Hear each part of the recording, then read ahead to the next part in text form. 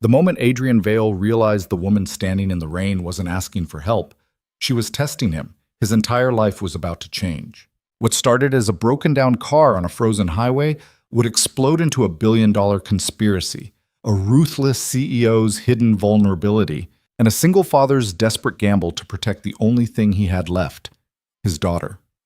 This is a story about power, betrayal, and what happens when a man with nothing left to lose becomes the most dangerous piece on the board. If you're watching from anywhere in the world, drop your city in the comments below. I want to see how far this story travels. Hit that like button and let's dive in. The engine made a sound like something dying.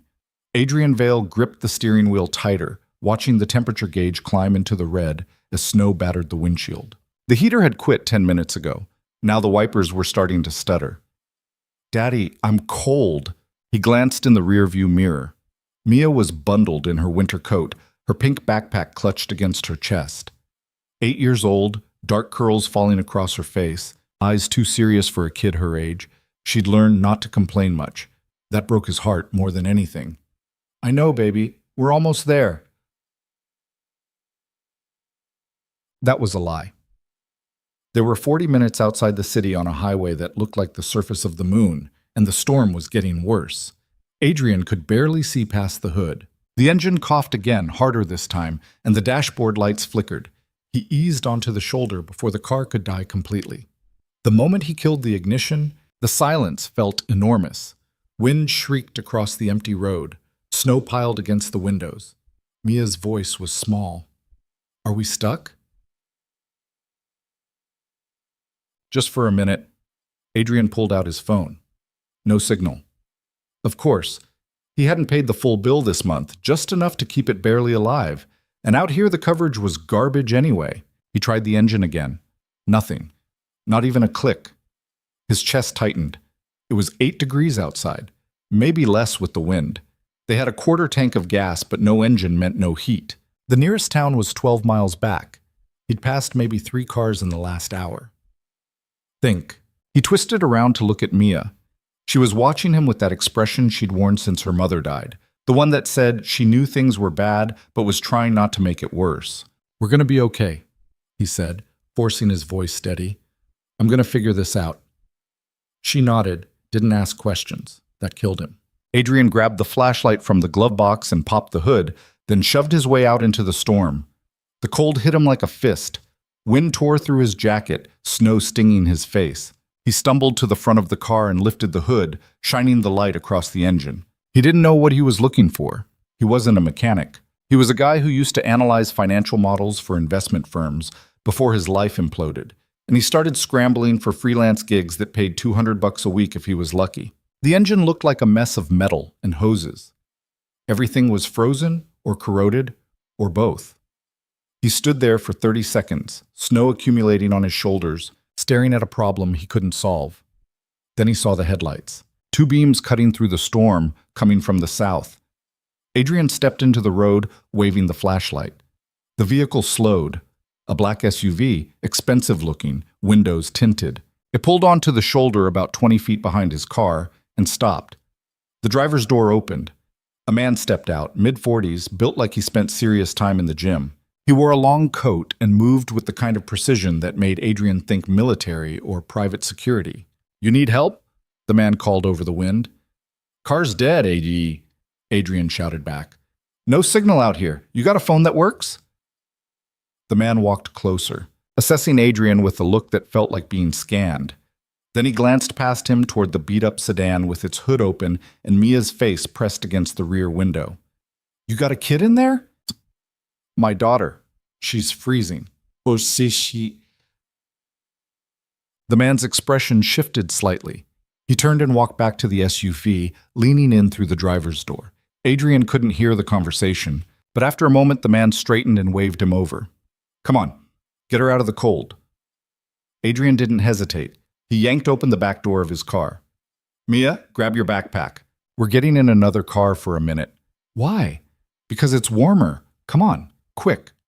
She scrambled out, and Adrian scooped her up even though she was getting too big for it. He carried her through the snow to the SUV. The man opened the rear door, and Adrian slid Mia inside, then climbed in after her.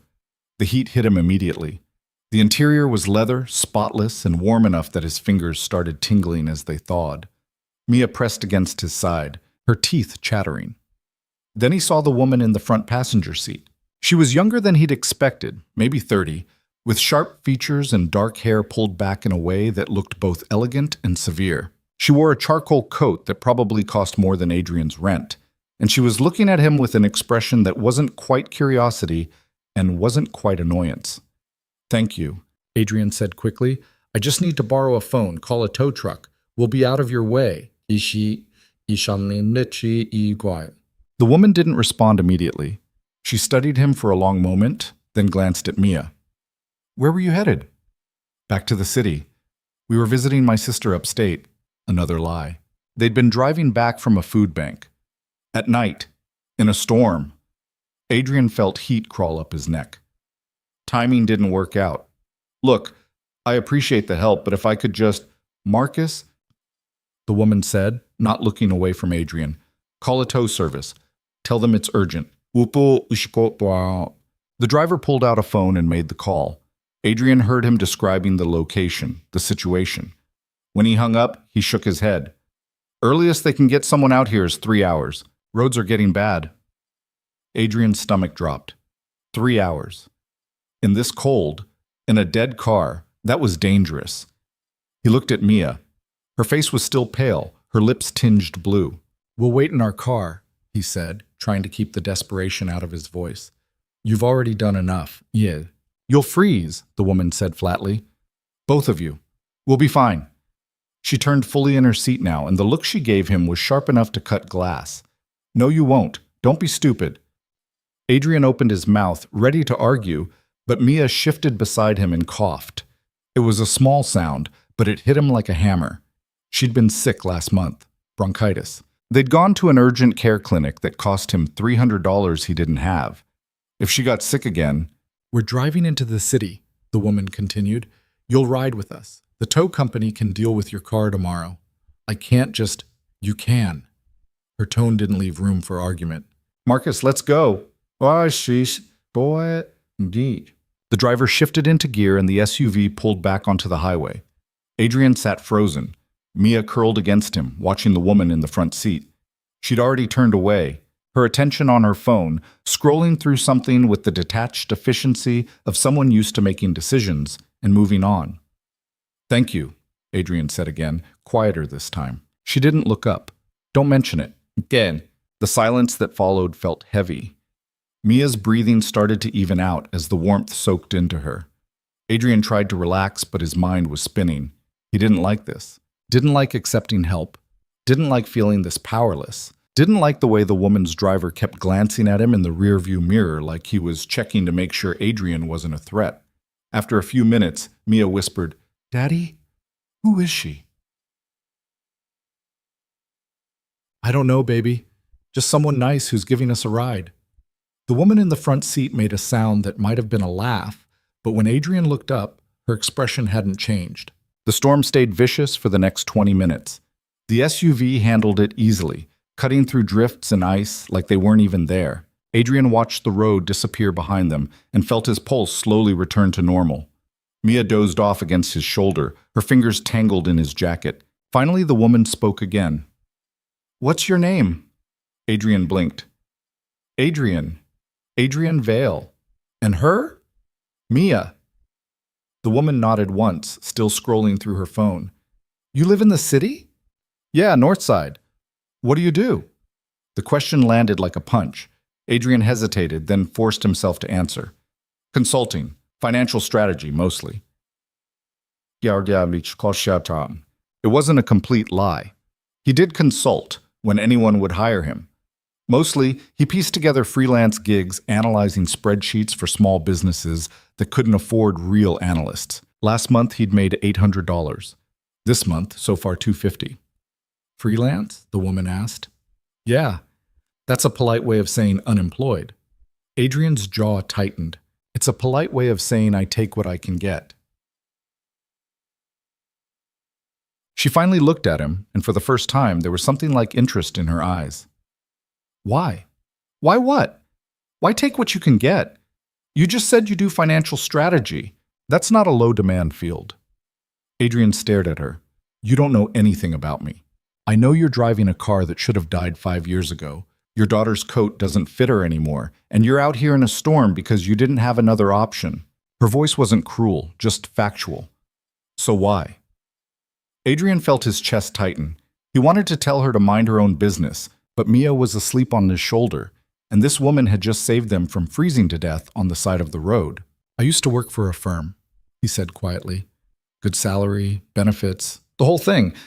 Then my wife got sick, cancer. We burned through everything trying to save her, sold the house, maxed the credit cards, took out loans.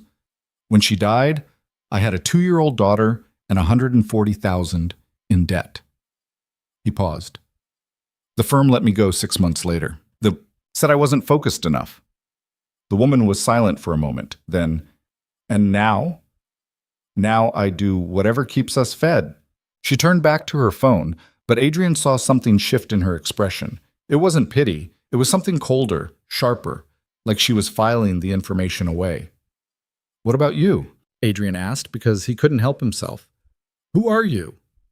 The driver glanced at him in the mirror, and Adrian got the distinct sense that he'd just crossed some invisible line. But the woman only smiled faintly. Nobody important. Well, that was clearly a lie, but Adrian didn't push it. He leaned his head back against the seat and closed his eyes, listening to the hum of the engine and the sound of Mia's breathing.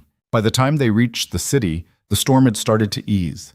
The streets were still buried under snow, but the plows were out and the traffic was moving. Marcus navigated through the mess with the same calm efficiency he'd shown on the highway. When they pulled up outside Adrian's building, a sagging brick walk-up in a neighborhood that had seen better decades, Adrian felt the familiar weight of shame settle over him.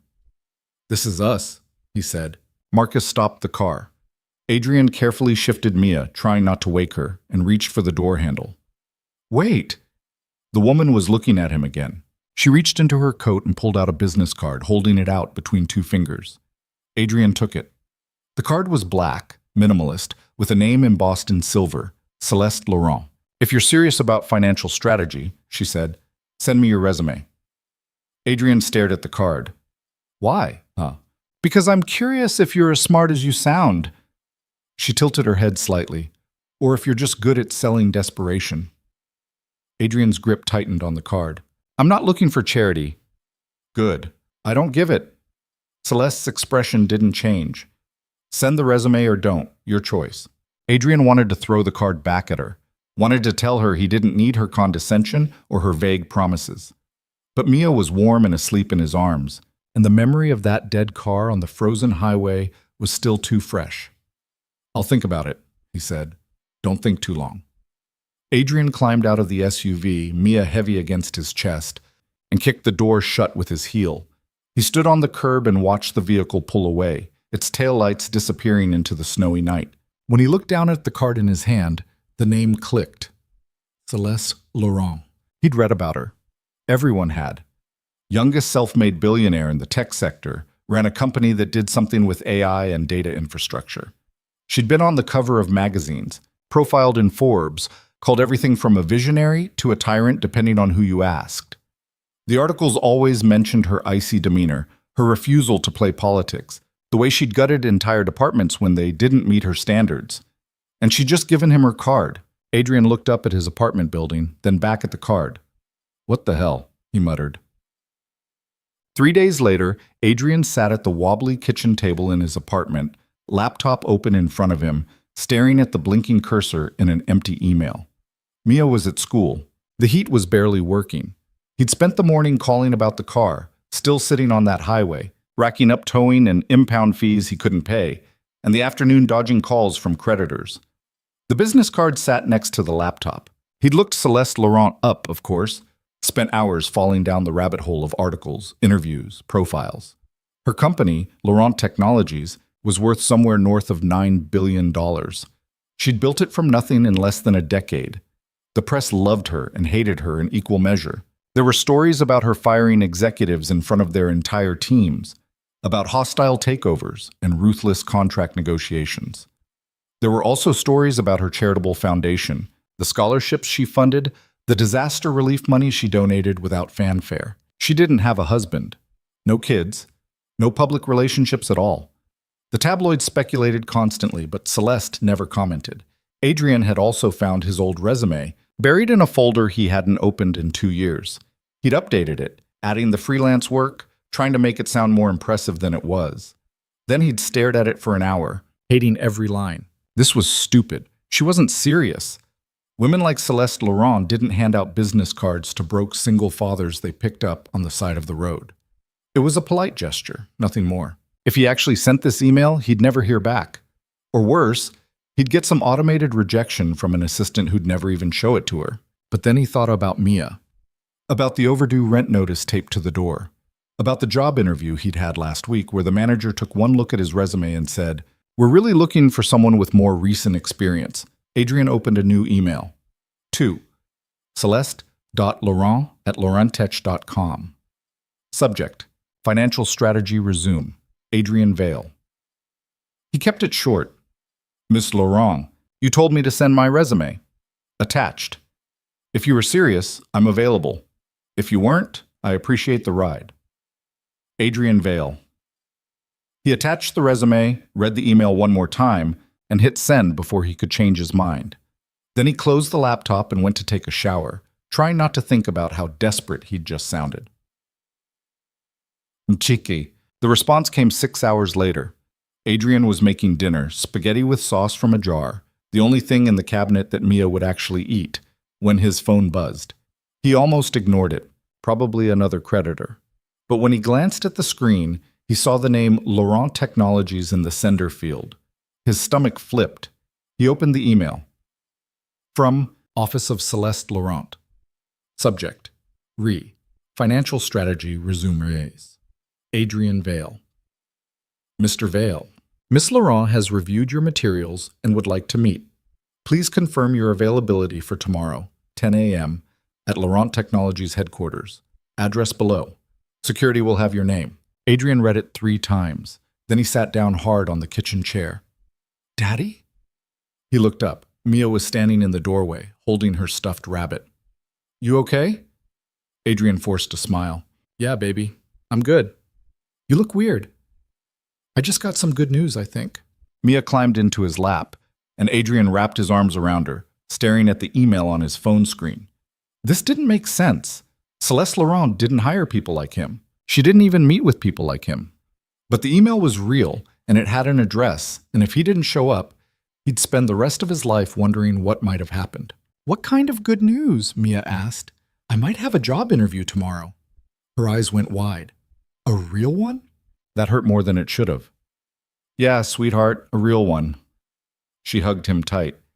That's good, Daddy. You're really smart. They're gonna love you. Adrian closed his eyes and held his daughter, trying to believe her. Laurent Technologies occupied 15 floors of a glass tower in the financial district. Adrian stood on the sidewalk outside, staring up at it, feeling like he'd stepped into a different universe. He was wearing the only suit he still owned, a charcoal gray number he'd bought 6 years ago for client meetings. It didn't fit quite right anymore. He'd lost weight. The shoes were scuffed, the tie slightly frayed. He looked like exactly what he was, someone who didn't belong here. But he walked through the revolving doors anyway. The lobby was all marble and steel, soaring ceilings and modern art that probably cost more than his debt. People in expensive clothes moved with purpose, talking on phones, carrying tablets. Adrian approached the security desk, heart hammering. Adrian Vale, he said, I have a meeting with Ms. Laurent. The guard checked a tablet, then nodded and handed him a visitor badge. 15th floor, elevators on your left.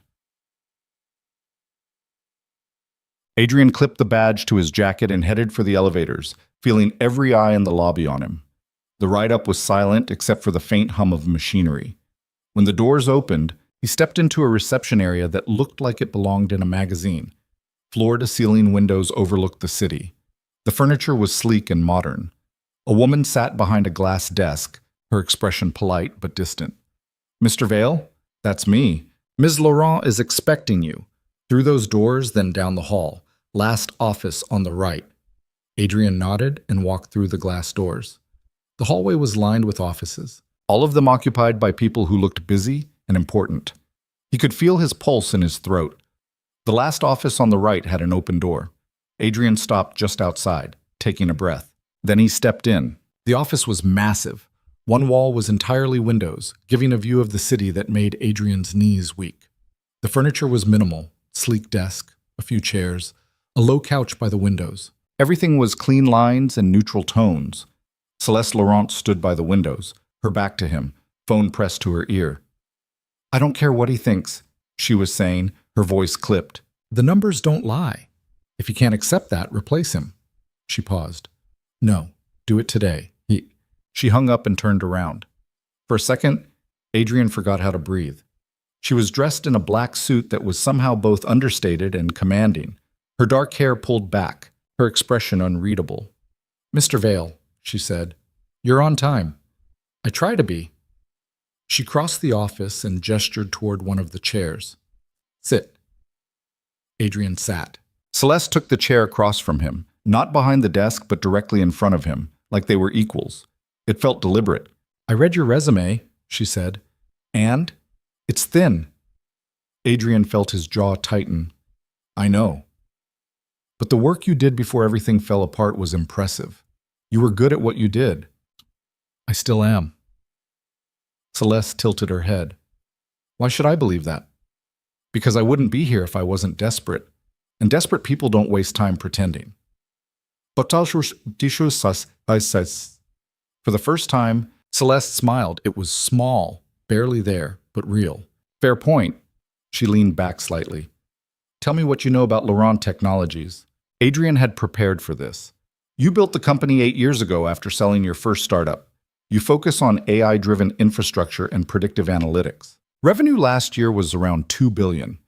You're private, no shareholders, which means you don't answer to anyone but yourself. You've acquired 7 smaller companies in the last 3 years, most of them to absorb their talent and kill their competition."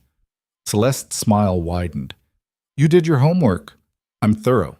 "Good, because I don't hire people who aren't." She stood and walked to her desk, picking up a folder.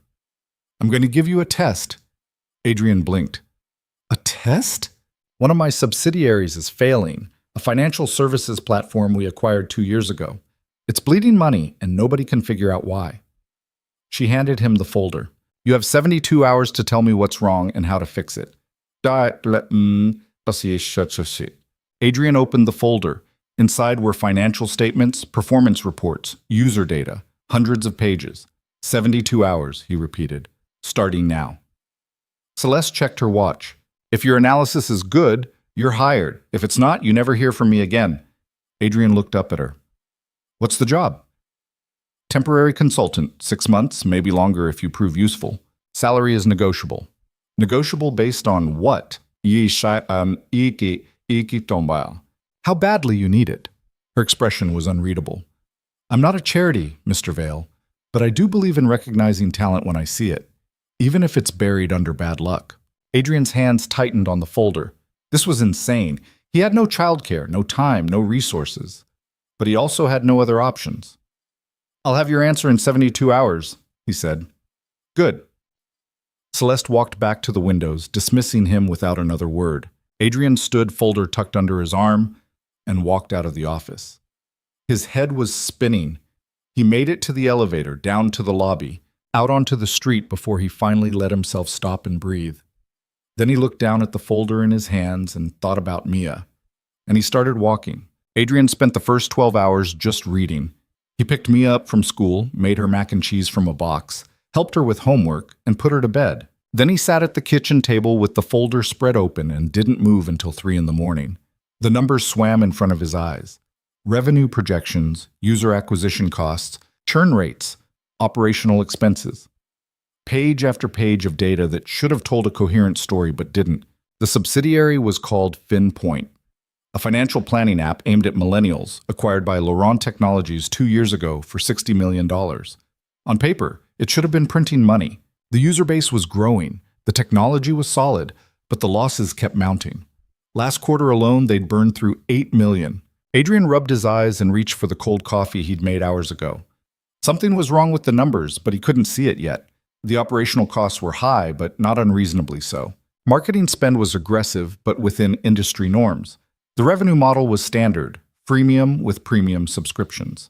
He flipped back to the user data. Growth looked healthy, 200,000 new signups last quarter. But when he cross-referenced that with the subscription conversion rate, something clicked. The conversions were terrible. Less than 2% of free users were upgrading to paid. That was catastrophically low. Industry average was closer to 8 or 10%. Adrian grabbed a pen and started making notes. If the conversion rate was that bad, it meant one of two things. Either the free version was good enough that nobody needed to upgrade, or the paid version wasn't offering anything worth paying for. He flipped through the product specs. The premium tier offered financial advisory tools, investment tracking, automated savings features, all valuable. So why wasn't anyone buying? He worked backward through the data, tracking user behavior, looking for patterns. By the time the sun came up, he had a theory, but he needed more information. At 7:30, Mia shuffled into the kitchen in her pajamas, rubbing her eyes. "You didn't sleep," she said. Adrian looked up. His vision was blurry, his back aching from the chair. "I slept a little." "You're wearing the same clothes." Yeah. She was too smart for her own good. Adrian stood and stretched, his spine cracking. "I've got some work to do, baby, important work, but I'll make you breakfast first." They ate cereal together at the table, Mia chattering about something that happened at recess while Adrian tried to focus. When it was time to walk her to the bus stop, he bundled her up and held her hand on the icy sidewalk, the folder tucked under his other arm. "Is this for the job?" Mia asked, pointing at the folder. "Yeah. Are you going to get it?" Adrian looked down at her. She was watching him with those serious eyes, the ones that made him feel like she could see straight through him. "I'm going to try," he said. She squeezed his hand. "You're the smartest person I know, Daddy." Something in his chest cracked a little.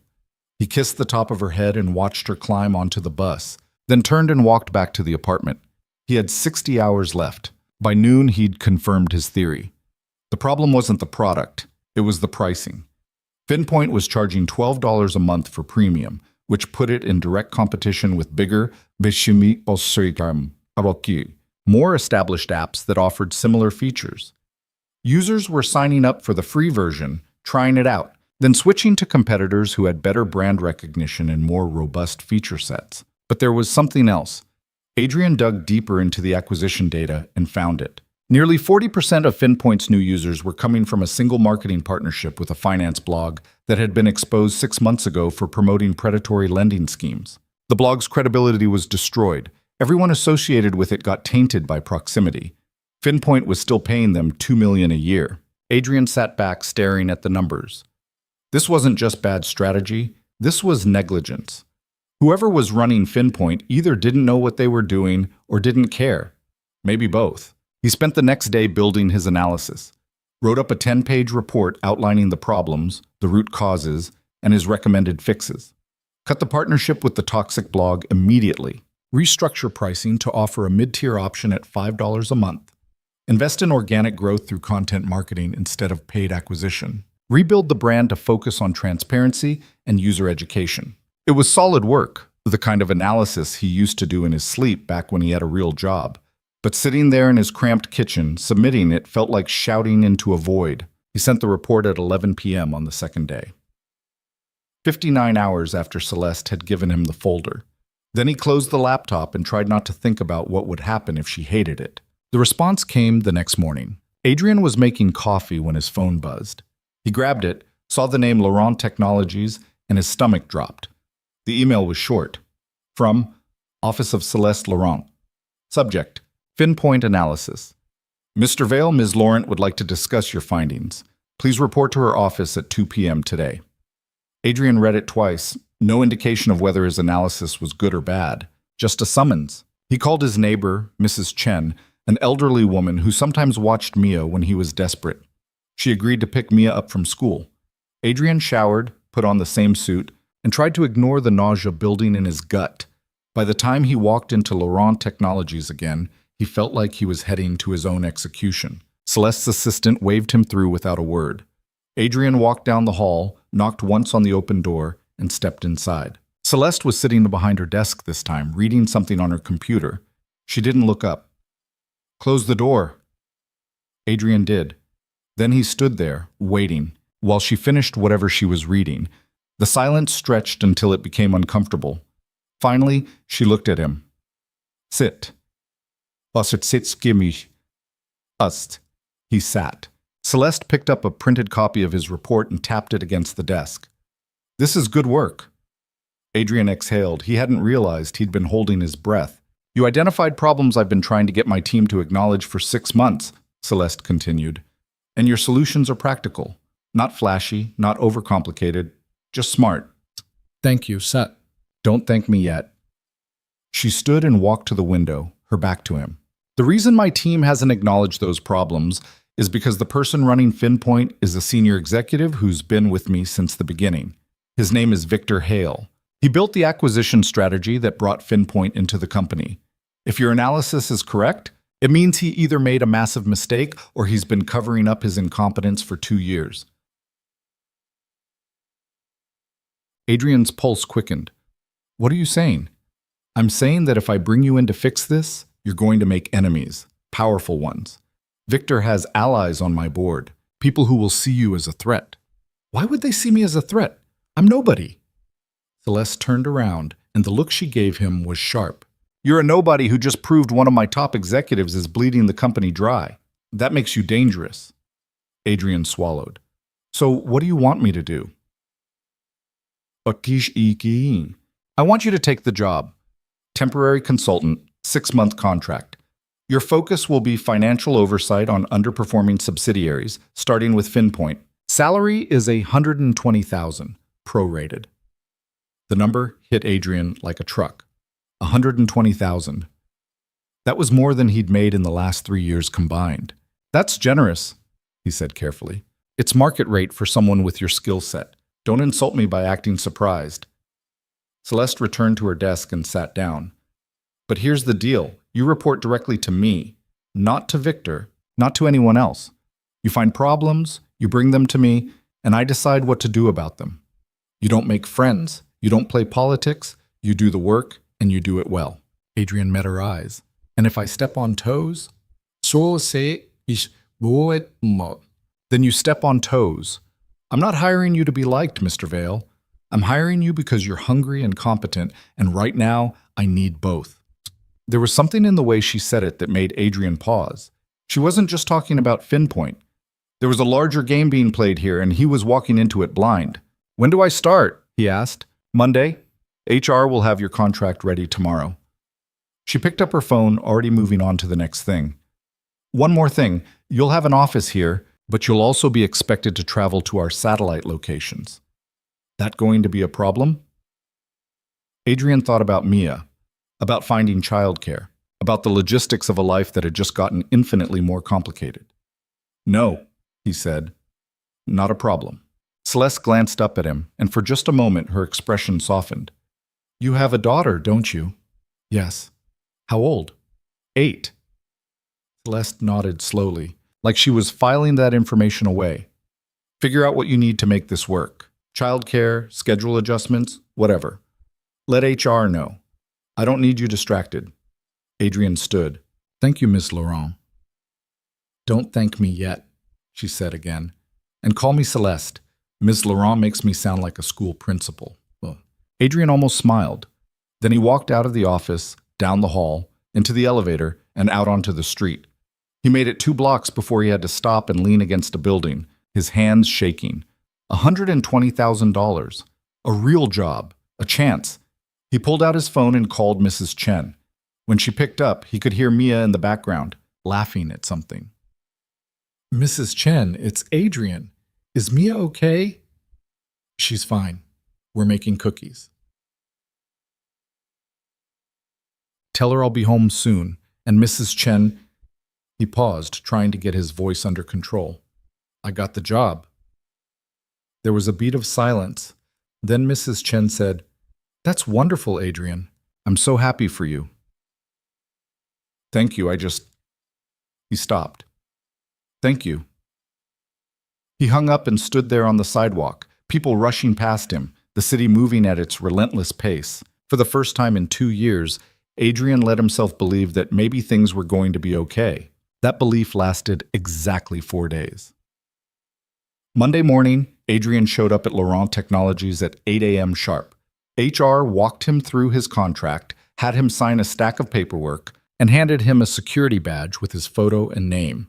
Then they took him to his new office. It wasn't much.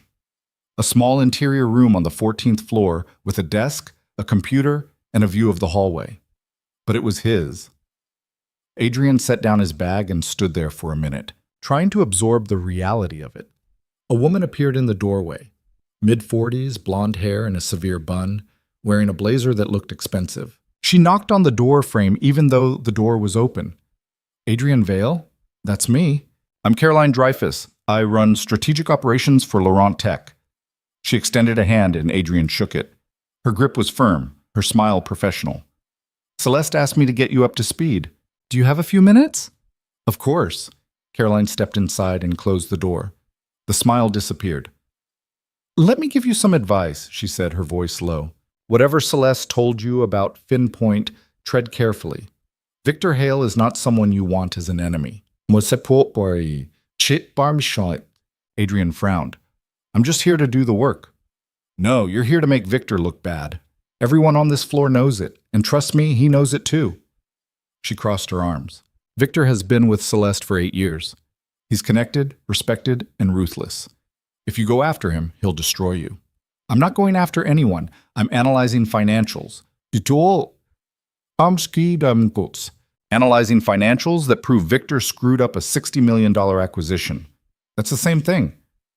Caroline's expression was hard. Look, I'm not trying to scare you off, but you should know what you're walking into. This company has a culture, and part of that culture is loyalty. You're an outsider. People don't trust outsiders. Adrian held her gaze. Is that your advice? Keep my head down and don't make waves? Oh, all right. I'm okay. My advice is to be smart. Do your job, but remember that Celeste isn't the only person you have to deal with here. Caroline left without waiting for a response. Adrian stood there for a moment, staring at the closed door, then sat down at his desk and powered on the computer. The first email waiting for him was from Victor Hale. Subject: Introduction. Adrian, welcome to the team. I've heard good things. Let's set up a meeting this week to discuss your role and how you'll be supporting our efforts at Finpoint. Looking forward to working together. Victor Adrian read it twice. The tone was friendly, casual, but underneath it, he could feel the edge. Victor knew exactly why Adrian was here. He drafted a response, keeping it professional and brief, and hit send. Then he opened the Finpoint files and got to work. The rest of the week was a blur. Adrian spent his days buried in financial data, mapping out inefficiencies, identifying cost overruns, building models. He worked late every night, leaving the office after 8 and catching the last train home. Mrs. Chen watched Mia most evenings, and the guilt ate at Adrian, but Mia never complained. When he got home, she'd be asleep on the couch, her homework finished, a plate of food Mrs. Chen had saved for him in the microwave. On Friday, Victor finally cornered him. Adrian was in the break room making coffee when Victor walked in. He was tall, broad-shouldered, with silver hair and the kind of confidence that came from years of being the smartest person in the room. Adrian Vale, Victor said, pouring himself a cup. We finally meet in person. Adrian turned. Victor, good to meet you. Likewise. I've been meaning to catch up with you all week, but you've been busy. Victor leaned against the counter, his posture relaxed. Celeste spoke highly of your analysis. Impressive work for someone who just walked in the door. Thank you. Of course. Analysis is one thing. Implementation is another. Victor took a sip of his coffee. Finpoint is a complex operation. Lots of moving parts. It's easy to look at numbers on a page and think you have all the answers, but the reality is usually more nuanced. Adrian kept his voice even. I'm sure it is. For example, that marketing partnership you flagged, the one with the finance blog. You recommended cutting it immediately. I did. That blog drives 40% of our user acquisition. Cutting it would decimate our growth. It's also associated with a predatory lending scandal. Keeping it damages the brand. Victor's smile didn't waver. Brand perception is subjective. User growth is measurable. I'd rather have the users. Even if they're not converting to paid subscriptions, the smile tightened. Conversion rates can be improved. User growth can't be faked. Adrian met his eyes. With respect, the current strategy isn't working. The numbers don't lie. Numbers tell the story you want them to tell. Victor set down his coffee cup. You're new here, Adrian. That's fine. But don't mistake inexperience for insight. I've been running acquisitions for this company since before you walked through the door. Pinpoint is my project. I know what it needs. Then why did Celeste hire me? Victor's expression went cold. That's a good question. Maybe you should ask her. He walked out of the break room, leaving Adrian alone with his coffee and a knot in his stomach. That night, Adrian got home after 9. Mia was already in bed and Mrs. Chen was dozing on the couch. He thanked her, paid her what he could, and waited until she left before collapsing into a chair. His phone buzzed, a text from an unknown number. Dinner tomorrow, 7 p.m. I'll send a car. No signature, but Adrian knew who it was from. He stared at the message for a long time before typing a response. Just me? The reply came a minute later. Bring your daughter. She should eat something better than boxed mac and cheese. Adrian felt something twist in his chest. Celeste Laurent had just invited his 8-year-old daughter to dinner. That wasn't normal. That wasn't professional. That was something else entirely. But Mia deserved a nice meal, and Adrian needed to understand what he'd gotten himself into. He texted back, "We'll be there."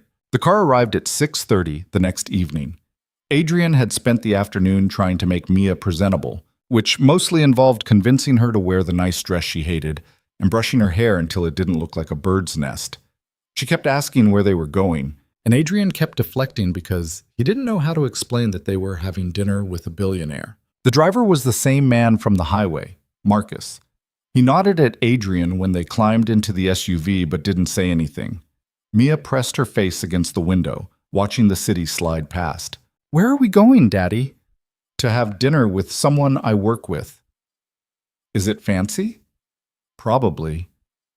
Mia looked down at her dress. "Am I fancy enough?" Adrian pulled her close. "You're perfect." The SUV drove them to a neighborhood Adrian had only seen in magazines, brownstones with private gardens, tree-lined streets, everything pristine and untouchable. They stopped in front of a building with a discreet entrance and a doorman who nodded as Marcus led them inside. The elevator opened directly into Celeste's penthouse. Adrian had expected something cold and modern, all glass and steel. Instead, the space was warm. Hardwood floors, soft lighting, bookshelves lining the walls. Art that looked personal, not expensive. A fireplace with actual logs burning. It felt like a home. Celeste was in the kitchen, wearing jeans and a sweater, her hair down. She looked different, younger, human. "You're early," she said. "You sent the car at 6:30. "I meant to send it at 7. She wiped her hands on a towel and walked over, looking down at Mia. "You must be Mia." Mia nodded, suddenly shy. Celeste crouched down to her level. "I'm Celeste. Your dad works for me. Do you like pasta?" Mia's eyes went wide. "I love pasta." "Good, because I made way too much and I need help eating it." Celeste stood and looked at Adrian. "There's wine on the counter if you want some. Dinner's in 10 minutes. Adrian poured himself a glass and watched as Celeste set the table. Mia followed her around like a shadow, asking questions, chattering about school. Celeste answered every question patiently, and when Mia showed her a drawing she'd brought in her backpack, Celeste studied it like it was a work of art. They sat down to eat. The pasta was homemade, the sauce rich and perfect. Mia ate 3 helpings. Adrian couldn't remember the last time he'd seen her this happy. After dinner, Celeste showed Mia a bookshelf filled with old children's books. "Pick one," she said. "I'll read it to you." Mia chose a worn copy of something Adrian didn't recognize, and Celeste settled onto the couch with Mia curled against her side. Adrian stood in the doorway, watching them, and felt something crack open in his chest. This wasn't just a business dinner. This was something else. When Mia fell asleep halfway through the story, Celeste carefully slid out from under her and covered her with a blanket. Then she gestured for Adrian to follow her onto the balcony. The city stretched out below them, lights glittering in the cold night air. Celeste leaned against the railing, her expression unreadable. "She's a good kid," she said. "She is. You're doing a good job with her, given the circumstances." Adrian didn't know what to say to that. Celeste turned to face him. "Victor talked to you. How did you—" "Because I know Victor. He doesn't like being challenged, and you're challenging him just by existing." She crossed her arms. "What did he say?" "That Finpoint is his project and I should stay in my lane." "And what did you say?" "That the numbers don't lie." Celeste smiled faintly. "That must have gone over well." He didn't threaten me, if that's what you're asking." Yes, it's a piece of work process. "Victor doesn't threaten. He maneuvers. By the end of next week, you'll find out that half your access has been revoked, or your reports are getting buried, or someone started a rumor that you're incompetent." She paused. "That's how he works. So why don't you fire him?" "It's because I can't. Not yet." Celeste's jaw tightened. "Victor has allies on my board, people who've been with the company as long as he has. If I move against him without ironclad proof, they'll see it as a power play, and I'll lose. So you hired me to be the ironclad proof. I hired you because you're good at your job. But yes, if you find what I think you're going to find, it'll make things easier." Adrian stared at her. "You're using me as a weapon." "I'm using you as a consultant. There's a difference." "Is there?" Celeste held his gaze. "You want to walk away? Door's open. I'll have Marcus drive you home right now, and we'll tear up your contract. No hard feelings." Adrian thought about Mia asleep on the couch, about the salary he was making, about the overdue bills and the crushing debt and the life he'd been living for 2 years. "I'm not walking away," he said. "Good." Celeste turned back to the city. "Because I need someone I can trust in that building, and right now, you're the only one who fits." "Why do you trust me?" She was quiet for a long time. Then, "Because you didn't have to help me that night on the highway. You were freezing, your car was dead, you had your daughter with you. But you still stopped when you saw someone who needed help.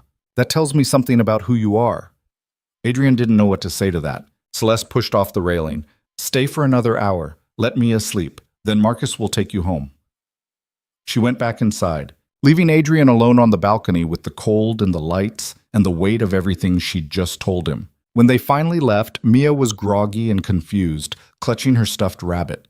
Adrian carried her to the car, and she fell back asleep against his shoulder during the drive. He kept replaying the evening in his head. The dinner. The books. The way Celeste had looked at his daughter, like she mattered. By the time they got home, Adrian's head was spinning. He put Mia to bed, then sat in the dark living room, staring at nothing. He'd walked into something bigger than he'd realized. Celeste wasn't just hiring him to fix a broken subsidiary. She was building a case against someone she couldn't touch, and Adrian was the knife she planned to use. The question was whether he'd survive being the blade. The blade cut faster than Adrian expected. 3 weeks into the job, he was sitting in a conference room with 5 executives who looked at him like he'd crawled out of a sewer. They were reviewing his preliminary audit of Finpoint's operational expenses, and nobody was happy about what he'd found. "Let me get this straight," said a woman named Patricia Sung, VP of Product Development. "You're suggesting we've been overpaying contractors by 30% for 2 years?" Adrian kept his voice level. "Not suggesting, showing. The invoices are inflated. Same vendors, same deliverables, but the rates increased dramatically right after the acquisition closed." Patricia leaned back in her chair, arms crossed. "And you think that's deliberate fraud?" "I think it's worth investigating." "Based on what? Your gut feeling?" "Oh, based on comparing contract rates to industry standards. Based on the fact that 3 of the top vendors share the same business address. Based on nothing," Victor Hale interrupted. He was sitting at the head of the table, fingers steepled, expression neutral. "You've been here 3 weeks, Adrian. You're looking at 2 years of complex vendor relationships and making accusations without understanding the context. Then explain the context." Victor smiled thinly. FinPoint operates in a competitive market. We pay premium rates to secure premium talent. If that makes you uncomfortable, perhaps you should have worked in this industry longer before forming opinions. Someone down the table snickered. Adrian felt heat crawl up his neck, but he kept his face blank. With respect, he said, premium rates don't explain why the same vendor charged $50,000 for work that cost $30,000 6 months earlier. That's not market adjustment, that's gouging. Or it's a reflection of increased scope. The scope didn't change. I checked the deliverables. Victor's smile disappeared. Then maybe you should check again. The room went quiet.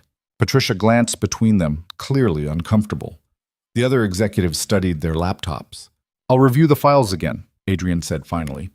But the numbers are what they are. Numbers, Victor said slowly, are only as good as the person interpreting them. And you're still learning how we do things here. The meeting ended 10 minutes later. Adrian gathered his notes and walked back to his office, feeling every pair of eyes on him. When he closed the door, he leaned against it and exhaled hard. His phone buzzed, a text from Celeste. How did it go? Adrian stared at the message. She already knew. She probably had people in that room reporting back to her. He typed, Victor shut me down, called my analysis incomplete. The reply came immediately. Were you incomplete? No. Then keep digging and document everything. Adrian pocketed his phone and sat down at his desk. His computer screen showed the vendor files he'd been reviewing for days. 3 companies, all providing software development and design services to FinPoint, all billing at rates that didn't make sense, and all sharing an address in a building Victor Hale's brother-in-law owned. That last detail had taken Adrian 2 days to find. It wasn't in any official records. He'd only discovered it by cross-referencing property tax documents with corporate filings. The connection was buried, but it was there. Victor was stealing from his own company. Adrian opened a new document and started writing everything down. Dates, amounts, vendor names, the property connection. He saved it to an encrypted folder and emailed a copy to his personal account. Then he sat back and tried to figure out what to do next. His office door opened without a knock. Caroline Dreyfus stepped in and closed it behind her. You're making a mistake, she said. Adrian looked up. Good morning to you too. I'm serious. Whatever you think you found, drop it. I found proof that Victor's been embezzling millions of dollars from FinPoint. I'm not dropping that. Caroline's expression tightened. You found circumstantial evidence that could be explained a dozen different ways. And even if you're right, you're not going to win this fight. Why not? Because Victor has been with this company for 8 years. He's on the board. He has relationships with investors, with executives, with people who actually matter. You're a temp consultant who's been here less than a month. She stepped closer, lowering her voice. You go after him, he'll bury you, and Celeste won't be able to protect you. She hired me to find this. She hired you to analyze financials, not to start a war. Adrian stood. If you're here to scare me off, you're wasting your time. Caroline studied him for a long moment. Then she shook her head. You really don't get it, do you? This isn't about right and wrong. It's about power. And you don't have any. She left. Adrian stood there, staring at the closed door, his hands clenched into fists. That night, he picked Mia up late from Mrs. Chen's apartment. The old woman gave him a concerned look when she opened the door. You look exhausted, Adrian. Long day. You're working too hard. It's not good for you. Adrian managed a smile. It's a good job, Mrs. Chen. I can't afford to mess it up. Mia appeared behind her, backpack slung over one shoulder. Can we get pizza, Daddy? They couldn't afford pizza, but Adrian looked at his daughter's hopeful face and nodded. Sure, baby. Let's get pizza. They walked 3 blocks to a place that sold slices for $2 each. Adrian got 2 slices and a soda for Mia, nothing for himself. They sat at a wobbly table by the window, and Mia ate while telling him about a project she was doing in art class. We're making self-portraits, she said around a mouthful of cheese. Mine's going to have a purple background because that's my favorite color now. What happened to pink? Pink's for babies.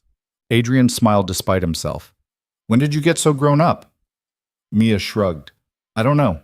It just happened. They walked home through the cold, Mia's hand in his. They walked home through the When they got to their building, Adrian saw someone waiting by the entrance. A man in a suit, mid-30s, holding a manila envelope. Adrian Vale? Adrian instinctively stepped in front of Mia. Who's asking? The man handed him the envelope. You've been served. Then he walked away. Adrian stood there, heart pounding, staring at the envelope. Mia tugged his hand. What is it, Daddy? Nothing. Let's go inside. Upstairs, he waited until Mia was in bed before opening it. Inside was a cease and desist letter from a law firm he'd never heard of, demanding that Adrian stop spreading defamatory statements about Victor Hale and FinPoint's vendor relationships. The letter cited harassment, professional misconduct, and threatened legal action if Adrian continued his baseless investigation. Adrian read it 3 times. His hands were shaking. Victor was playing hardball, and he was doing it fast. Adrian's phone rang. Celeste. You got the letter? She said when he answered. How did you? Because I just got a call from Victor's attorney threatening to sue me if I don't fire you immediately. Her voice was cold, clipped. What did you find? Adrian told her. All of it. The vendor connections, the inflated invoices, the property linked to Victor's family. When he finished, there was silence on the other end. Can you prove it? Celeste asked. Yes. But it'll take time to build a complete case. You don't have time. Victor's going to move against you fast now. He'll discredit you, leak stories to the press, make it impossible for you to work. So what do I do? Another pause. Then, you keep your head down and finish the documentation. I'll handle Victor. How? That's not your concern. Her voice softened slightly. Are you okay? The question caught Adrian off guard. I'm fine. You don't sound fine. I just got served with a legal threat in front of my daughter. I'm fantastic. Celeste was quiet for a moment. Bring Mia over tomorrow night. She can stay here while we figure this out. I don't need so... I'm not asking, Adrian. Bring her. She hung up. Adrian sat in the dark living room, the letter on the table in front of him, and wondered how his life had gotten so complicated so fast. The next morning, everything got worse. Adrian arrived at the office to find his security badge deactivated. The woman at the front desk looked embarrassed when she told him he'd need to wait in the lobby while she called upstairs. 20 minutes later, Caroline appeared. Victor wants to see you, she said. Now, Adrian followed her to the executive floor. Victor's office was twice the size of Celeste's, with a view that stretched across the entire city. Victor was behind his desk, reading something on his computer. He didn't look up when Adrian walked in. Sit. Adrian sat. Victor finally looked at him. I'm going to make this simple. You resign today, sign an NDA, and walk away. In exchange, I won't pursue legal action for the defamatory claims you've been making about me and my team. I haven't made any defamatory claims. I've reported facts. Facts require context. You've provided none. Victor leaned forward. You're in over your head, Adrian. You came into this company thinking you could be some kind of hero, expose corruption, save the day. But all you've done is make yourself a target. Is that a threat? It's reality. You have a daughter, don't you? Mia, 8 years old, goes to Jefferson Elementary. Adrian's blood went cold. Don't. I'm not threatening anyone. I'm reminding you that you have responsibilities. A child who needs stability. And right now, you're jeopardizing that stability by making enemies you can't afford to have. Adrian stood. I'm not resigning. Victor's expression hardened. Then you're fired, effective immediately. Security will escort you out. You can't fire me. I don't report to you. Actually, as of this morning, you do. Celeste and I had a conversation last night. She's agreed to transfer oversight of all consultants to my office, which means I have full authority to terminate your contract. Adrian felt the ground shift under him. You're lying. Check with HR if you don't believe me. The door opened. 2 security guards stepped in. Gentlemen, Victor said pleasantly, Mr. Vale is leaving. Please make sure he collects his things and exits the building. Adrian looked at the guards, then back at Victor. This isn't over. Yes, Victor said. It is. They walked Adrian back to his office. stood in the doorway while he packed his few belongings into a box, then escorted him through the building. People stared as he passed. Some looked sympathetic.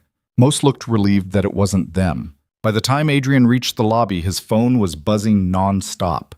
Texts from colleagues, emails from HR, a voice message from someone he didn't recognize. He ignored all of it and pushed through the revolving doors into the cold. He stood on the sidewalk, box in his arms, trying to breathe. Then his phone rang. Celeste. "Where are you?" she demanded. "Standing outside your building with a box of my stuff. Victor just fired me." "I know. I'm fixing it." He said you transferred oversight to him." "He lied. I'm in a board meeting right now. Victor called it this morning without telling me. He's trying to force a vote on restructuring consultant management." Adrian's grip tightened on the phone. "Is he going to win?" "Not if I can help it, but Adrian..." She paused. "This is going to get ugly. If you want out, now's the time." Adrian looked up at the building. 15 floors of glass and steel and people who'd just watched him get walked out like a criminal. "I'm not going anywhere," he said. "Good. Go home. Wait for my call." She hung up. Adrian stood there for another minute, then started walking. He didn't have anywhere else to go. By the time he got home, the story was already online. Adrian saw it on his phone while he was unlocking his apartment door. A tech news site had published an article titled "Lauron Technologies Fires Consultant Amid Internal Dispute." The piece was short, vague, but damaging. It mentioned Adrian by name, cited unnamed sources claiming he'd been fired for making unsubstantiated allegations against senior executives, and included a quote from Victor calling the situation unfortunate but necessary. What bum seat? There was no mention of the vendor fraud, no mention of the evidence Adrian had found, just a narrative that painted him as a troublemaker who'd been rightfully removed. Adrian threw his phone across the room. Then he sat down on the floor and put his head in his hands. An hour later, someone knocked on his door. Adrian almost didn't answer, but the knocking persisted, and finally he dragged himself up and looked through the peephole. Celeste. He opened the door. She was alone, no driver, wearing a long coat and sunglasses, even though it was overcast. "Can I come in?" she asked. Adrian stepped aside. Celeste walked into the apartment, glanced around at the peeling paint and sagging furniture, and didn't comment. She took off her sunglasses. "The board meeting didn't go well," she said. Adrian's stomach dropped. "What does that mean?" "It means Victor has more support than I thought. 3 board members sided with him on restructuring consultant oversight. 2 sided with me. The last one abstained. So he won. For now." Celeste walked to the window, looked out at the street below. "But I'm not done. I'm calling an emergency audit of FinPoint's financials. Independent firm, full forensic review. If your findings are correct, Victor won't be able to hide. And if the board blocks you..." "They can't. I still have majority control of the company, but it's going to take time, and Victor's going to fight every step of the way." She turned to face him. "Which means you need to lay low. Stay away from the office. Don't talk to the press. Let me handle this." Adrian shook his head. "You're asking me to hide while he destroys my reputation. I'm asking you to be smart. Victor wants you to react. He wants you to do something stupid so he can bury you completely. Don't give him that satisfaction." "He threatened my daughter." Celeste's expression went hard. "What?" "He brought up Mia, mentioned her school, said I was jeopardizing her stability." For a long moment, Celeste didn't say anything. Then, "I'll take care of it." "How?" "That's not your concern." She walked toward the door, then stopped. "Bring Mia to my place tonight, both of you. Stay as long as you need." "I don't need charity." Celeste turned, and the look she gave him was sharp. "It's not charity. It's strategy. Victor thinks he's isolated you. If you're at my penthouse, it sends a message that you're still under my protection, and it keeps Mia somewhere safe." She had, miss him. Adrian wanted to argue, wanted to say he could handle this himself, but the truth was, he couldn't, and Mia deserved better than being caught in the crossfire. "Okay," he said quietly. Celeste nodded once and left. That evening, Adrian packed a bag for himself and Mia, told her they were going to stay with a friend for a few days, and called a cab. Mia was excited about seeing Celeste again, but Adrian could see the worry in her eyes. She was 8 years old, but she wasn't stupid. She knew something was wrong. When they arrived at the penthouse, Celeste had dinner waiting. Pasta again, with bread and salad. Mia ate eagerly while Celeste asked her about school, about her art project, about whether she liked reading. Adrian sat quietly, pushing food around his plate, his mind elsewhere. After dinner, Celeste showed Mia to a guest room. It was bigger than Mia's entire bedroom at home, with a massive bed and its own bathroom. Mia looked around with wide eyes. "Is this really for me?" she asked. "While you're here, yes," Celeste said. "Can I jump on the bed?" Celeste smiled. "Once? Just once. Mia jumped, laughing, then climbed under the covers. Celeste sat on the edge of the bed, brushing hair out of Mia's face. "Your dad's been working really hard," she said softly. "He's trying to do the right thing, even when it's difficult.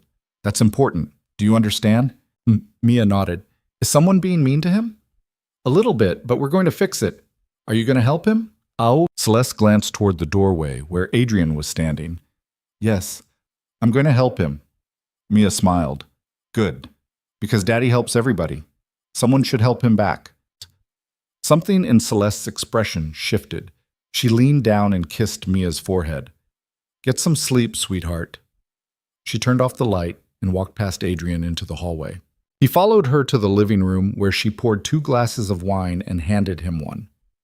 "She's smart," Celeste said. "Too smart." They stood by the windows looking out at the city. After a while, Celeste said, "I called Victor tonight. Told him if he goes near your daughter again, I'll destroy him personally." "What did he say?" "He laughed, said I was being emotional, that I was letting a consultant cloud my judgment." She took a sip of wine. "He doesn't take me seriously anymore." "That's going to be his mistake." Adrian watched her reflection in the glass. "Why are you doing this?" "Doing what?" "Protecting me, fighting for me. You barely know me." Celeste was quiet for a long time, then, "Do you know why I started this company?" "Because you saw an opportunity." Because I was tired of working for men who underestimated me, who thought I should be grateful just to be in the room." She set down her glass. "I built Laurent Technologies to prove a point, that I didn't need their approval or their validation, that I could be better than all of them combined. And you succeeded.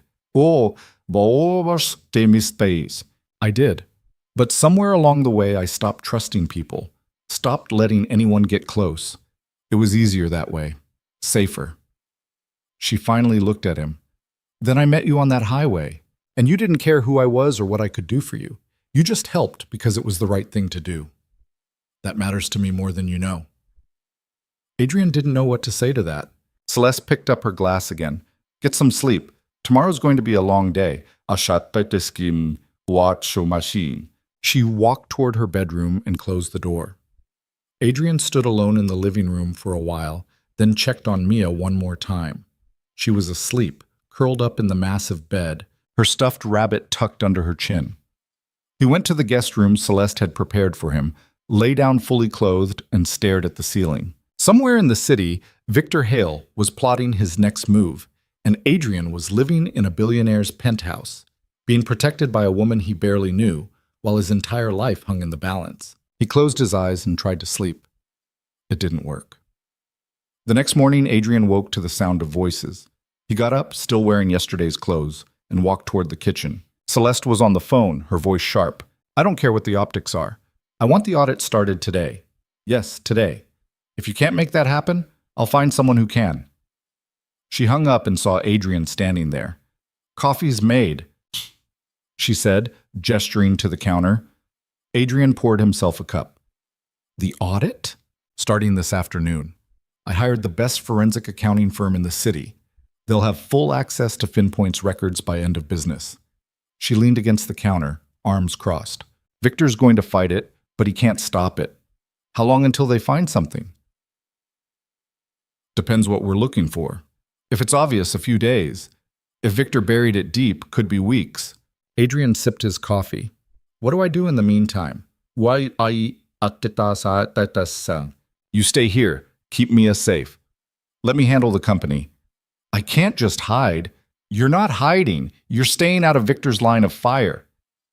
Celeste's phone buzzed. She glanced at it and frowned. I have to go. There's food in the fridge. The Wi-Fi password is on the counter. Make yourself at home. She grabbed her coat and left. Adrian stood in the massive kitchen, surrounded by luxury he couldn't afford, and felt completely useless. Mia appeared a few minutes later, rubbing sleep from her eyes. Where's Celeste? She had to go to work. Can we make pancakes? They spent the morning making pancakes from a mix they found in the pantry. Mia insisted on adding chocolate chips, and they made a mess of the pristine kitchen. Afterward, they curled up on the couch and watched cartoons until Mia fell asleep against his side. Adrian's phone buzzed, a text from an unknown number. You don't know when to quit, do you? His blood ran cold. He checked the sender. Blocked number. Another text came through. How's your daughter? Adrian stood, carefully moving Mia off his lap, and walked to the window. His hands were shaking. Another text.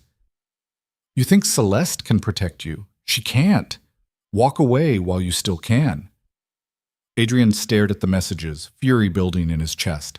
He wanted to throw the phone, wanted to track down whoever was sending this and make them regret it.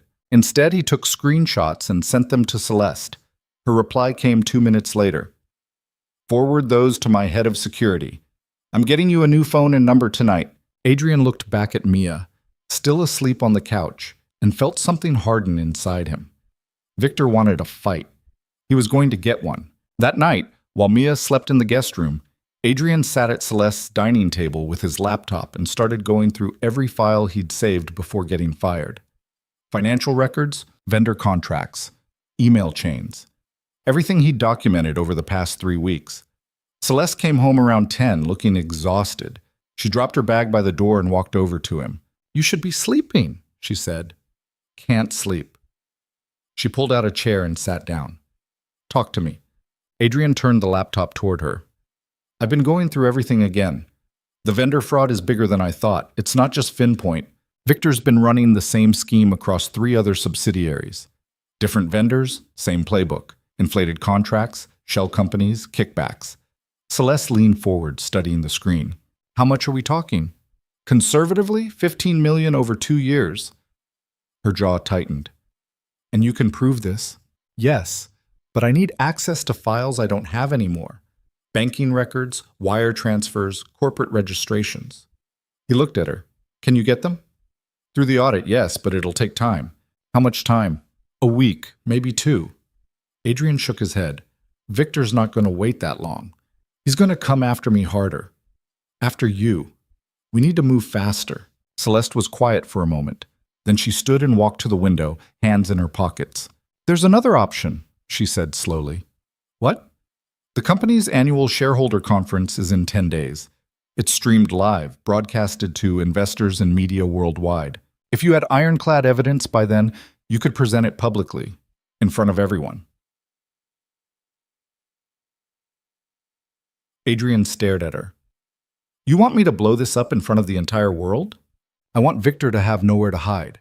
If you expose him publicly with evidence, the board can't protect him. They'll have to act. She turned to face him. But it's risky. If your evidence isn't bulletproof, you'll look like a liar, and Victor will destroy you. And if it is bulletproof, then you save the company and probably your career. Adrian looked down at his laptop. 10 days. That was all the time he had to build an airtight case against one of the most powerful executives in the company. I'll do it, he said. Celeste walked back to the table and sat down across from him. Then we do it together. They worked until 3 in the morning, mapping out what they needed, who they'd have to contact, how they'd get access to the restricted files. When they finally stopped, Adrian's eyes were burning and his head was pounding. Celeste stood, stretching. Get some sleep. We start again tomorrow. Adrian watched her walk toward her bedroom, then called out, Celeste! She stopped. Thank you, he said, for everything. She looked at him for a long moment. Don't thank me yet. This is about to get a lot worse before it gets better. Then she closed her door, and Adrian was alone with his laptop and the weight of what they were about to do. He checked on Mia one more time. She was still asleep, peaceful, safe. Adrian went to his room, lay down, and finally let himself close his eyes. In 10 days, everything would change. He just had to survive that long. The first crack appeared on day 3. Adrian was hunched over Celeste's dining table, surrounded by printouts and 3 empty coffee mugs, when his phone rang. The new one Celeste's security team had given him. Only 5 people had the number. "Adrian Vale," he answered. "Mr. Vale, this is Janet Holloway from Child Protective Services." Adrian's blood turned to ice. "What?" "We received a report regarding your daughter, Mia. Concerns about her living situation and your ability to provide adequate care. I'd like to schedule a home visit to—" "But who filed the report?"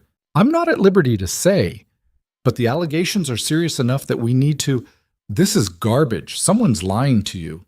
Mr. Vale, I understand you're upset, but refusing to cooperate will only make this more difficult. Can you provide your current address so we can— I'll call you back." Adrian hung up and immediately dialed Celeste. She answered on the first ring. "Victor called CPS," he said, his voice shaking. "He reported me for neglect." "Where are you?" "Your place." "With Mia." "Don't move. I'm sending my attorney." She paused. "Adrian, listen to me. This is a scare tactic. He can't take Mia from you, but you need to stay calm and let my legal team handle it." "He's going after my daughter." "I know. And he's going to regret it, 20 minutes later, a woman in her 50s arrived at the penthouse. Sharp suit, sharper eyes, carrying a briefcase that looked like it cost more than Adrian's old car. "I'm Rebecca Marsh," she said, shaking his hand. "I've represented Celeste for 6 years. Tell me everything." Adrian explained. The threatening text, the firing, Victor's veiled comments about Mia's school. Rebecca listened without interrupting, taking notes on a legal pad. When he finished, she set down her pen. "Here's what's going to happen. CPS will insist on a home visit. You'll comply, but I'll be present. They'll see that Mia is healthy, well cared for, and living in safe conditions. The case will be closed within 48 hours. And Victor? Leave him to me." Rebecca's smile was cold. "Filing false reports with CPS is a crime.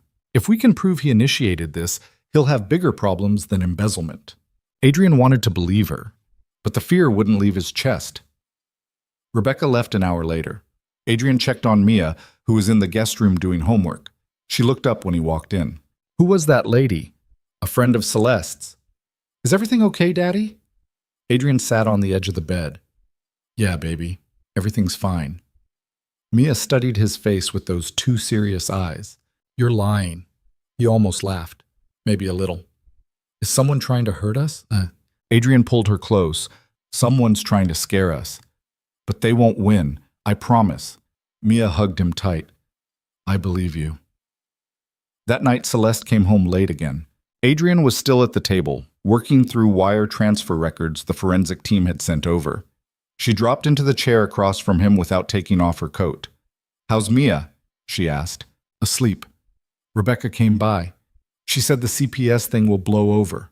"It will." "How can you be sure, Naz?" Celeste met his eyes. "Because Victor made a mistake.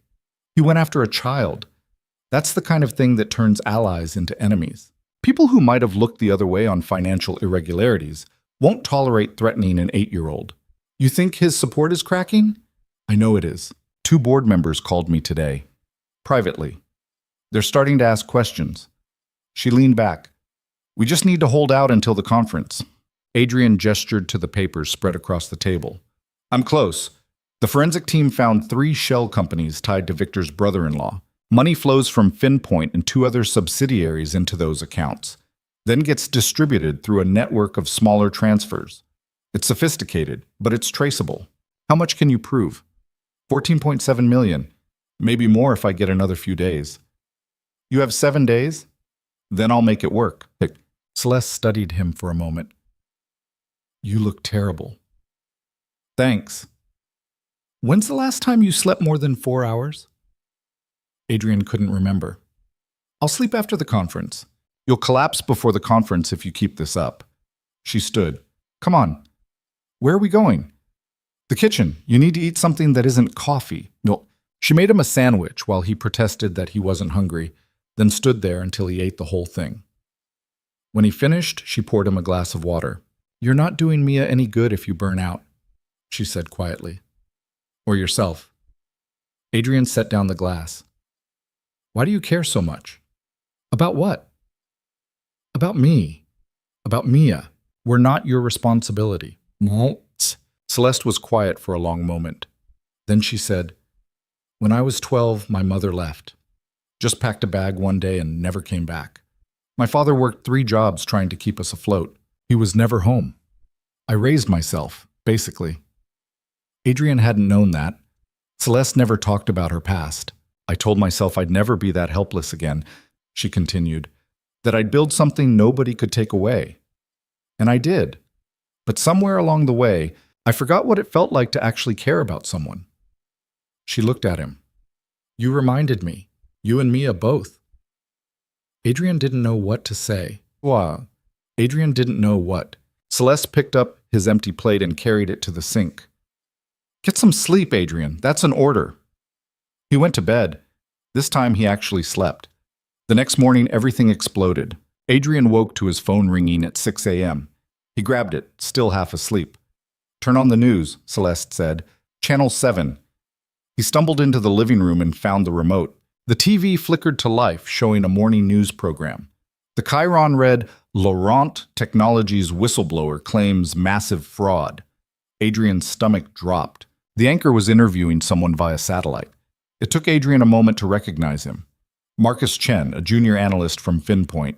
He'd been at the company 3 months longer than Adrian. I have documentation proving that senior executives at Laurent Technologies have been systematically embezzling funds from multiple subsidiaries, Marcus was saying. We're talking about tens of millions of dollars over several years. And you're prepared to provide this evidence? The anchor asked. Absolutely. The public deserves to know what's happening inside this company. The segment cut to stock footage of Laurent Technologies' headquarters while the anchor discussed the allegations. Adrian turned off this TV with shaking hands. His phone rang again. Celeste. Did you know him? She asked. Marcus?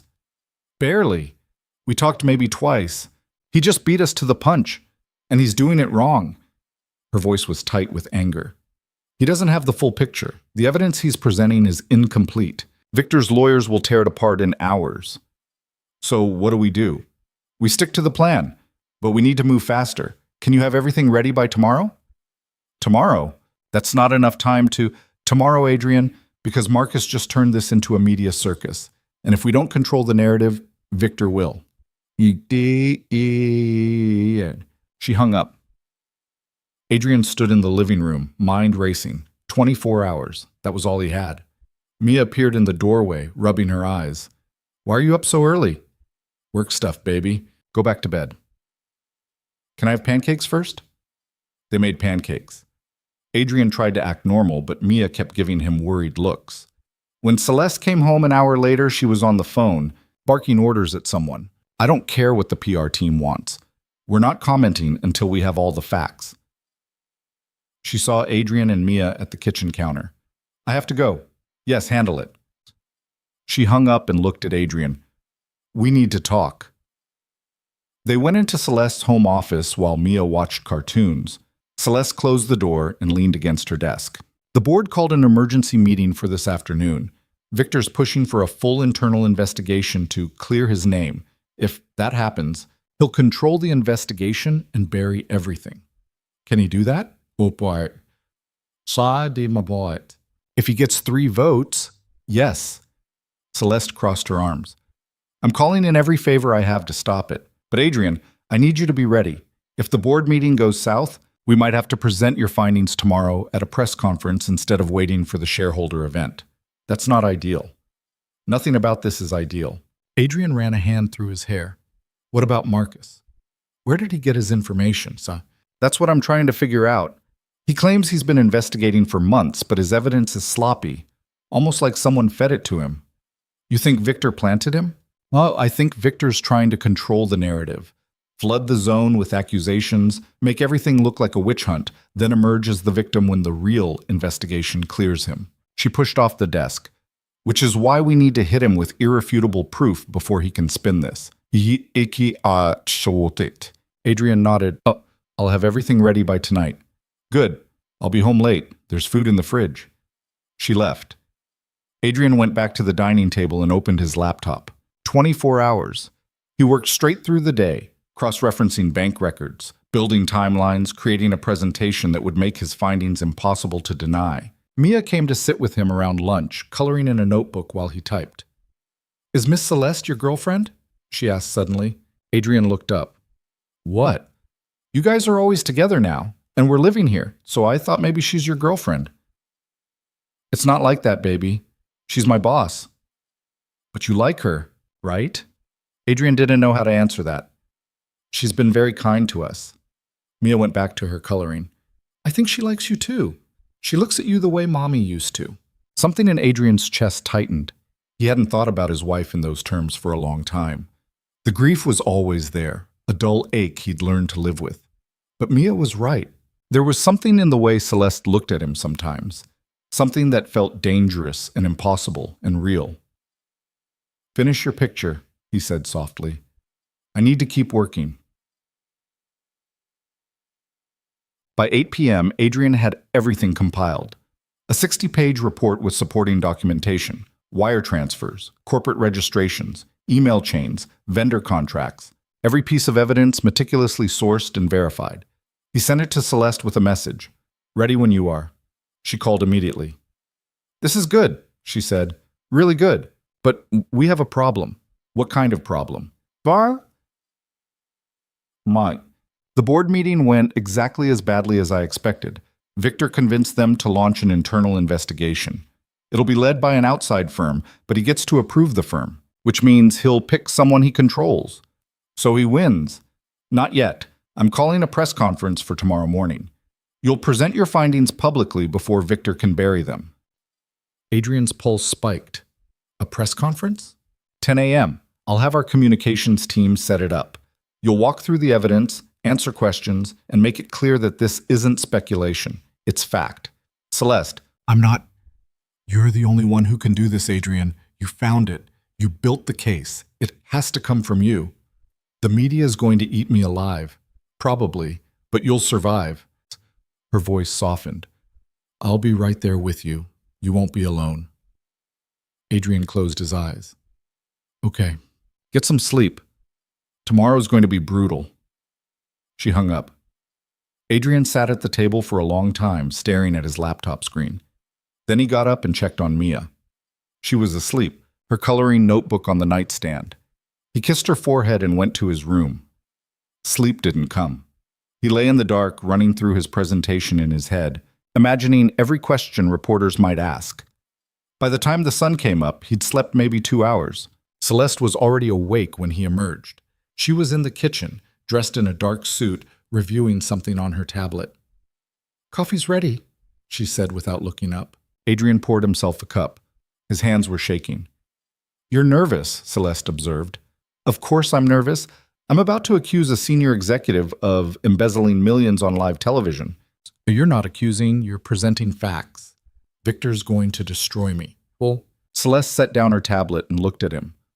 Victor's already tried to destroy you.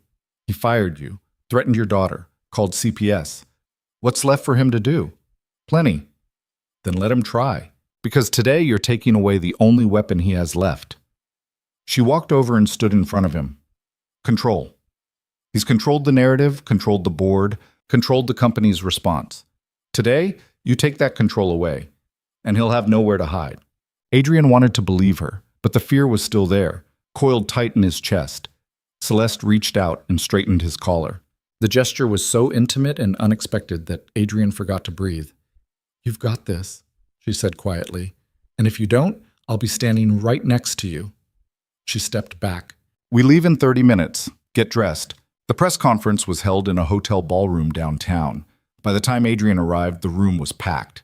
Reporters, cameras, tech bloggers, financial analysts. Celeste's communications team had set up a podium with the Laurent Technologies logo behind it. Adrian felt like he was walking to his own execution. Celeste was already there, talking to her PR director. When she saw Adrian, she excused herself and walked over. You ready? No. Good. Nervous people make fewer mistakes. She handed him a bottle of water. I'll introduce you. You present the findings. Keep it factual. Don't speculate. And don't let them bait you into making emotional statements. Answer what you can. Defer what you can't. What if they ask about Marcus Chen? Tell them you don't know him well enough to comment on his allegations. Keep the focus on your evidence, not his. Adrian nodded. His throat felt like sandpaper. Celeste checked her watch. It's time. They walked to the front of the room together. The crowd quieted. Cameras clicked. Adrian saw reporters from outlets he recognized. Business journalists who'd covered Laurent Technologies for years. All of them watching him like he was a specimen under glass. Celeste stepped up to the podium. Her voice was clear, authoritative. Thank you for coming. I'm going to keep my opening remarks brief. Over the past several weeks, significant financial irregularities have been discovered within Laurent Technologies. These irregularities were identified by Adrian Vale, a consultant we brought in to review our subsidiary operations. Mr. Vale has compiled extensive evidence documenting systematic fraud involving inflated vendor contracts, shell companies, and misappropriated funds. Today, he'll be presenting those findings. After his presentation, we'll take questions. She stepped aside. Adrian took her place at the podium. The room felt like it was closing in. He gripped the edges of the podium and forced himself to look at the crowd. My name is Adrian Vale, he began. His voice sounded steadier than he felt. 3 weeks ago, I was hired to analyze the financial performance of FinPoint, a Laurent Technologies subsidiary. What I found was evidence of systematic embezzlement totaling nearly $15 million over 2 years. He pulled up the first slide on the screen behind him, a chart showing vendor payments over time. These payments were made to 3 primary vendors. All 3 companies share the same business address. That address is a building owned by the brother-in-law of Victor Hale, Laurent Technologies' VP of Strategic Acquisitions. Murmurs rippled through the crowd. Camera flashes intensified. Adrian kept going. He walked them through the shell companies, the inflated contracts, the wire transfers, showed them how money flowed from Laurent Technologies into accounts controlled by Victor's family, then got distributed through a network designed to obscure the trail. He presented emails, corporate filings, bank records. Everything meticulously documented and sourced. By the time he finished, the room was silent. I have copies of this full report available for review, Adrian concluded. Everything I've presented today is verifiable and documented. Thank you. The silence broke. Reporters started shouting questions. Mr. Vale, has Victor Hale responded to these allegations? Have you filed a criminal complaint? Why didn't you go to the board first instead of the media? Celeste stepped back to the podium. We'll take questions one at a time. Yes, you in the blue jacket. A woman stood. Sarah Brennan, Tech Insider. Ms. Laurent, you're alleging that one of your senior executives committed fraud. Why didn't you catch this sooner? Celeste's expression didn't flicker. That's a fair question. The short answer is that the fraud was sophisticated and deliberately hidden. Once Mr. Vale identified the irregularities, we moved immediately to investigate. That investigation is ongoing. Is Victor Hale still employed by Laurent Technologies? Mr. Hale is currently on administrative leave pending the results of our internal investigation. Another reporter stood. Jonathan Hayes, Financial Times. Mr. Vale, you were fired by Victor Hale last week. Isn't this just retaliation? Adrian leaned toward the microphone. I was fired after presenting preliminary findings about vendor fraud to senior executives. I stand by those findings.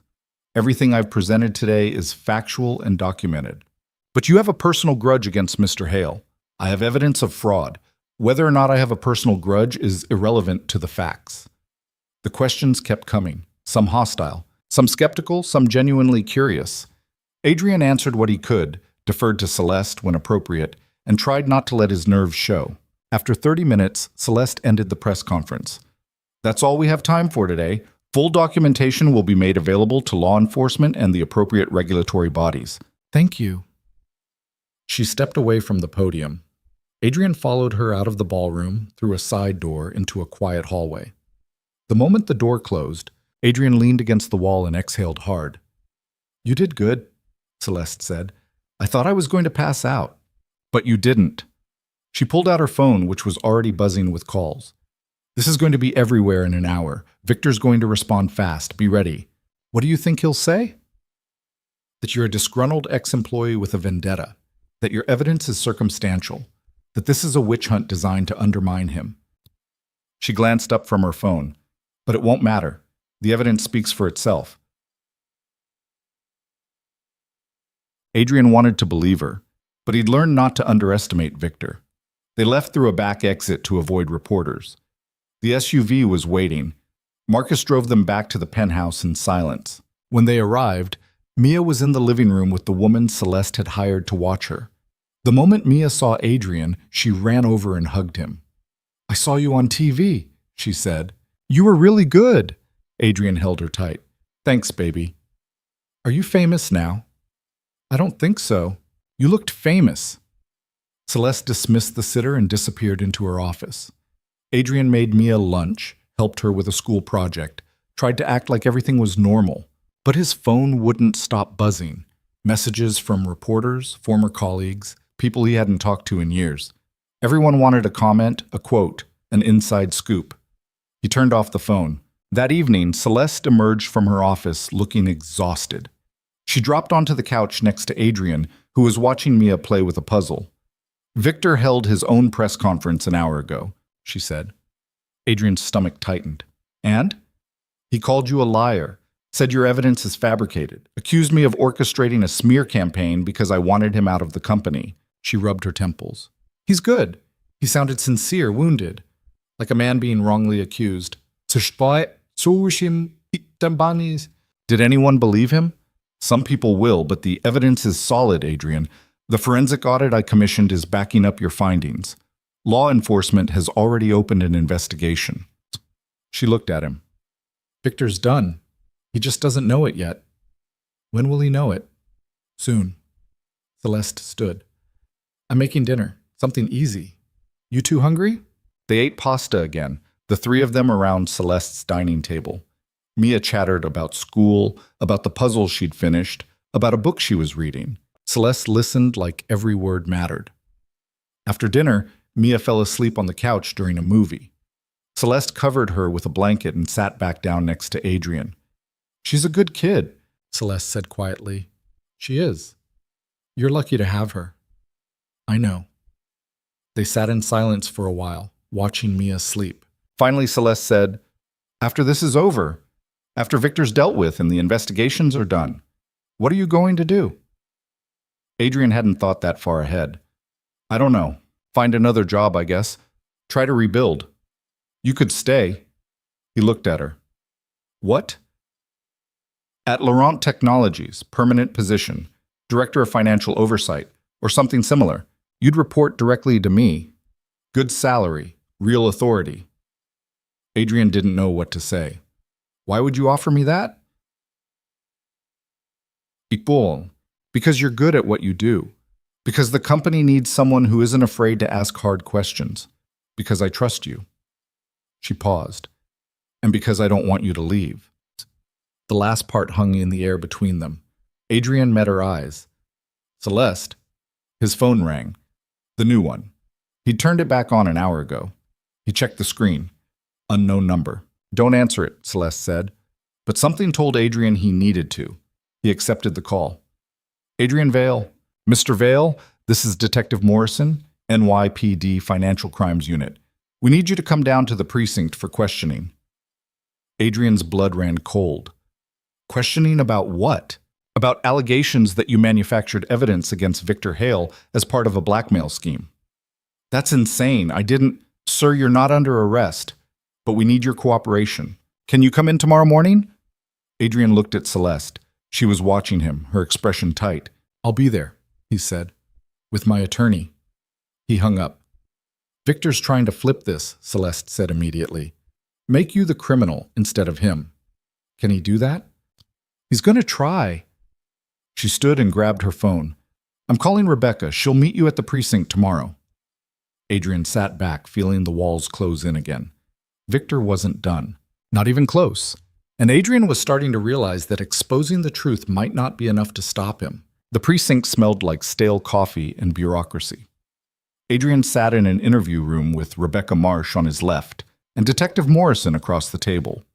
Morrison was 50s, balding, with the tired eyes of someone who'd seen every kind of lie. His partner, a younger woman named Chen, stood by the door taking notes.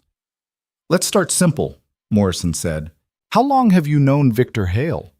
"About a month, since I started working at Laurent Technologies." "And in that month you accused him of embezzling $15 million. "I didn't accuse him. I found evidence." Morrison leaned back. "Mr. Hale claims you approached him weeks ago demanding money in exchange for burying your findings. When he refused, you went public." Adrian felt his jaw tighten. "That's a complete lie." "Is it? Because we have an email from your account to Mr. Hale's personal address sent 2 weeks ago outlining exactly that arrangement." Rebecca cut in immediately. "I'd like to see that email." Morrison slid a printout across the table. Adrian stared at it. The email address was his. The message detailed a payment structure, amounts, offshore accounts, everything laid out like a professional extortion scheme. "I didn't write this," Adrian said. "It came from your email. Then someone hacked my account." "That's convenient." Rebecca picked up the printout. "Detective, this email originated from an IP address in Baltimore. My client hasn't been to Baltimore in 3 years. I can provide travel records, credit card statements, anything you need to verify his location on the date this was sent." Morrison exchanged a glance with his partner. "We'll need those records. You'll have them by end of business today." Rebecca stood. "Unless you're planning to charge my client with something, we're done here." "Oh." Morrison didn't move. "Mr. Vale, I've been doing this job 20 years. I know when someone's being set up. But I also know that corporate fraud cases are complicated. People lie. Evidence gets manipulated, and everyone's got an agenda." He tapped the printout. "So I'm going to investigate this thoroughly. And if I find out you're playing games, you'll regret it." "I'm not playing games," Adrian said. "Then you've got nothing to worry about." Outside the precinct, Rebecca made 3 phone calls before they'd even reached the car. Adrian stood on the sidewalk, watching traffic, feeling like the ground kept shifting under his feet. "Victor's desperate," Rebecca said when she hung up. "That email is sloppy work. Whoever forged it didn't cover their tracks well enough. We'll prove it's fake." "How long will that take?" "Days, maybe a week." She looked at him. "Can you hold out that long?" Adrian thought about Mia, about Celeste, about everything riding on him not breaking. "I don't have a choice." When he got back to the penthouse, Celeste was on the phone with someone. When he got back to the her voice sharp. She saw Adrian and held up a finger. He went to check on Mia, who was reading on the couch. "How was your morning?" she asked, not looking up from her book. "Fine. How's yours?" "Miss Celeste let me have ice cream for breakfast." Adrian raised an eyebrow. "Did she now?" "She said sometimes you need ice cream to start the day right." Despite everything, Adrian smiled. "What are you reading?" Mia held up the book. "Some fantasy novel about dragons. It's really good. The main character's dad died, and she has to save the kingdom by herself." Something in Adrian's chest tightened. "That sounds like a big responsibility." "Yeah, but she's brave." Mia looked at him. "Like you." Adrian kissed the top of her head and went to find Celeste. She was in her office, staring at her computer screen. "The board's turning on Victor," she said without preamble. "2 more members called today. They want him out before this gets worse." "What about the blackmail allegation?" "Rebecca's already dismantling it. The email's a forgery. We'll prove it." She finally looked at him. "How are you holding up?" "I'm tired." "That's not what I asked." Adrian sat down. "I keep waiting for the other shoe to drop. For Victor to pull something else. For everything to fall apart. It won't." "You can't promise that." "No," Celeste agreed. "But I can promise I'm not going to let him win." That evening, while Mia was asleep, Adrian found himself on Celeste's balcony again. The city stretched out below, indifferent to his problems. He heard the door slide open behind him. "You're going to freeze out here," Celeste said. "I needed air."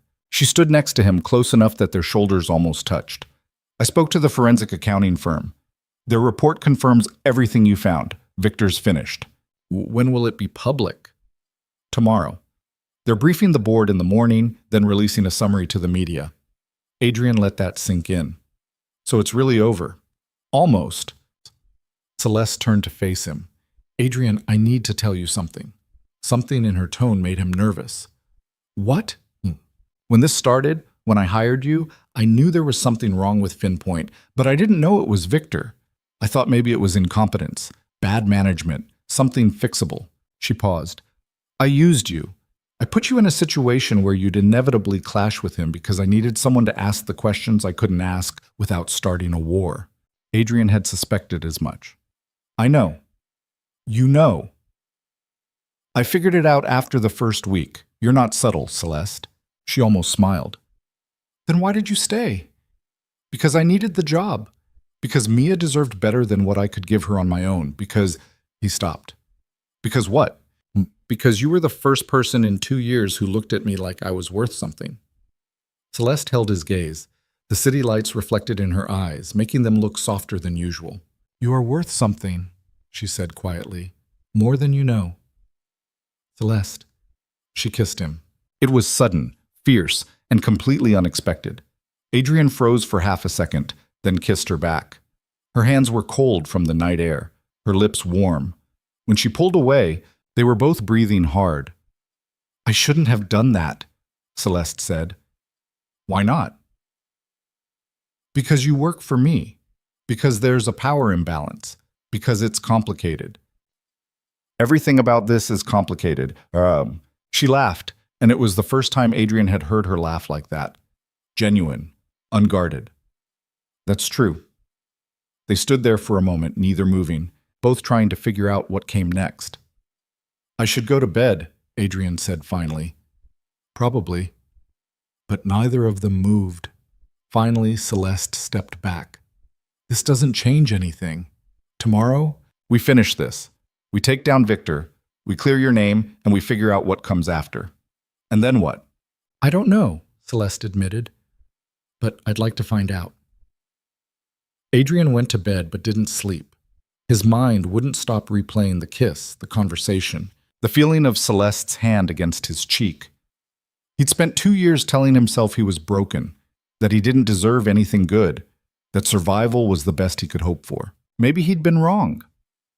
The next morning, everything moved fast. The forensic accounting firm released their report at 9 a.m. By 10, every major news outlet was running the story. Victor Hale, senior executive at Laurent Technologies, had embezzled $14.8 million over 2 years through a network of shell companies and fraudulent vendor contracts. The evidence was overwhelming, documented, irrefutable. By noon, federal prosecutors had announced an investigation. By 2 p.m., Victor's attorney released a statement claiming his client was innocent and would fight the charges vigorously. By 3 p.m., Laurent Technologies' board voted unanimously to terminate Victor's employment and refer the matter to law enforcement. Adrian watched it all unfold from Celeste's penthouse, his phone buzzing constantly with messages from reporters, former colleagues, people he barely knew. Rebecca called to tell him the blackmail investigation had been dropped after the NYPD's cyber unit traced the forged email to an IP address in Victor's building. You're clear, Rebecca said. Completely. Adrian sat down hard on the couch. Just like that? Just like that. Victor overplayed his hand. The forgery was sloppy, and once we proved it came from his network, the whole narrative collapsed. She paused. Congratulations, Adrian. You won. He didn't feel like he'd won. He felt exhausted. That night, Celeste came home early. She found Adrian and Mia in the kitchen, making dinner together. Mia was standing on a chair, stirring something in a pot, while Adrian chopped vegetables. Can I help? Celeste asked. Mia beamed. You can set the table. They ate together, the three of them, talking about nothing important.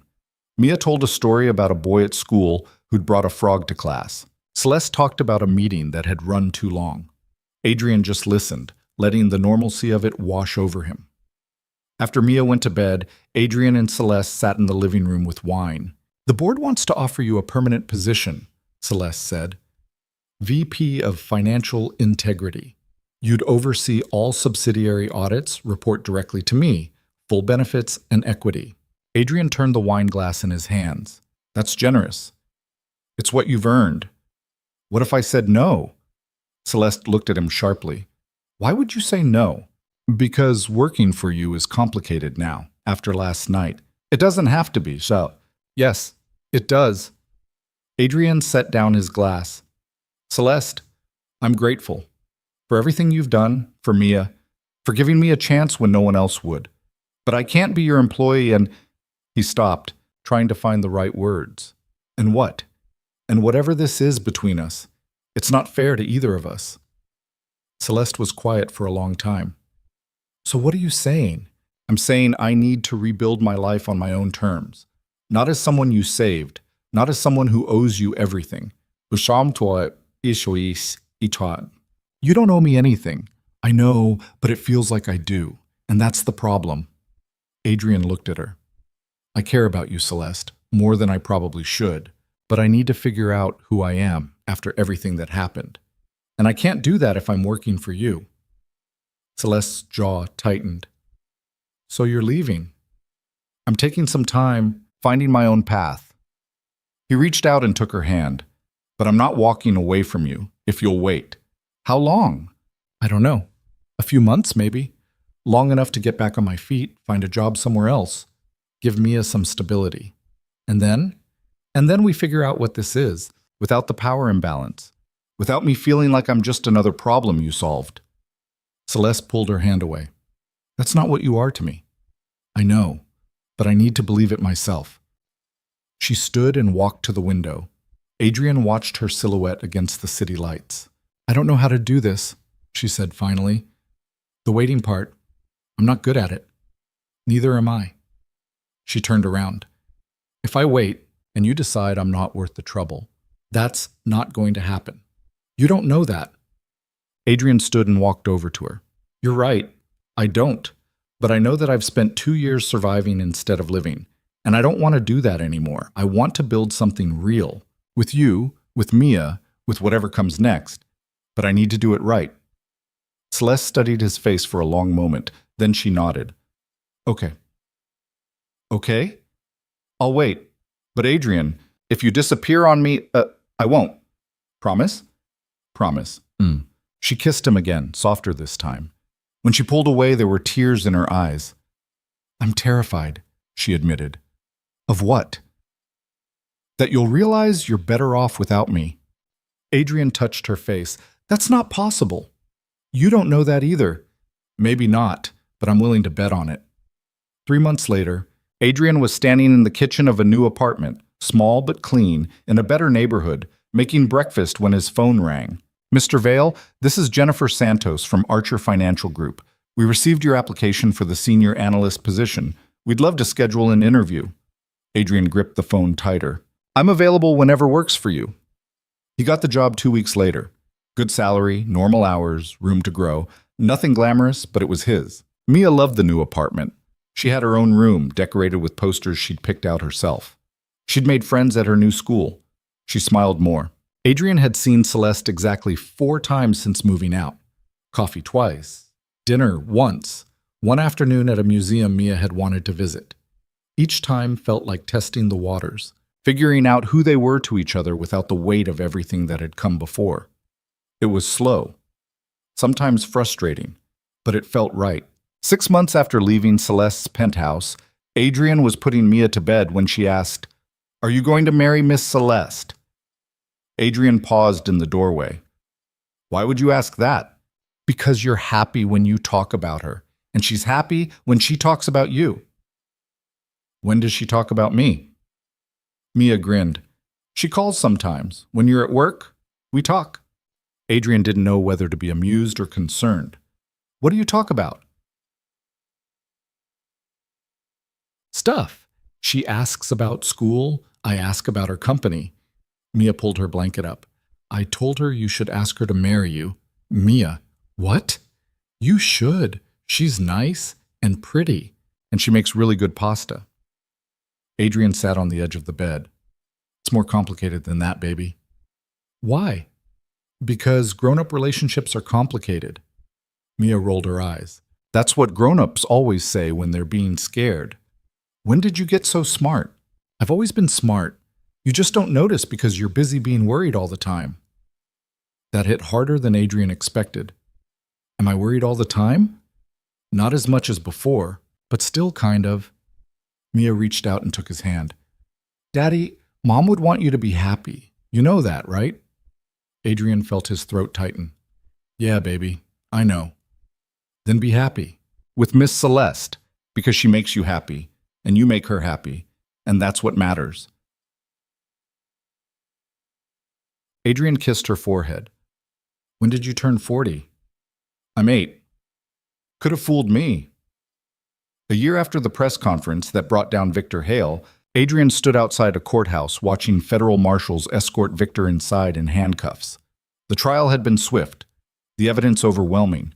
Victor had been convicted on 11 counts of fraud, embezzlement, and conspiracy. He was facing 20 years. Celeste stood next to Adrian on the courthouse steps, her hand in his.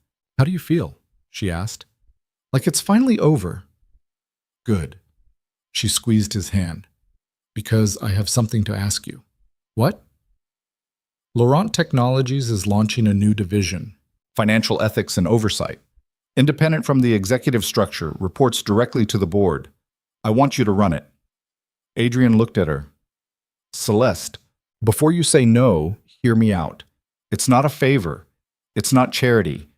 You'd be hired by the board, not by me. Separate reporting structure, complete autonomy. I'd have no authority over your work. Why are you telling me this? Because the board asked me to approach you.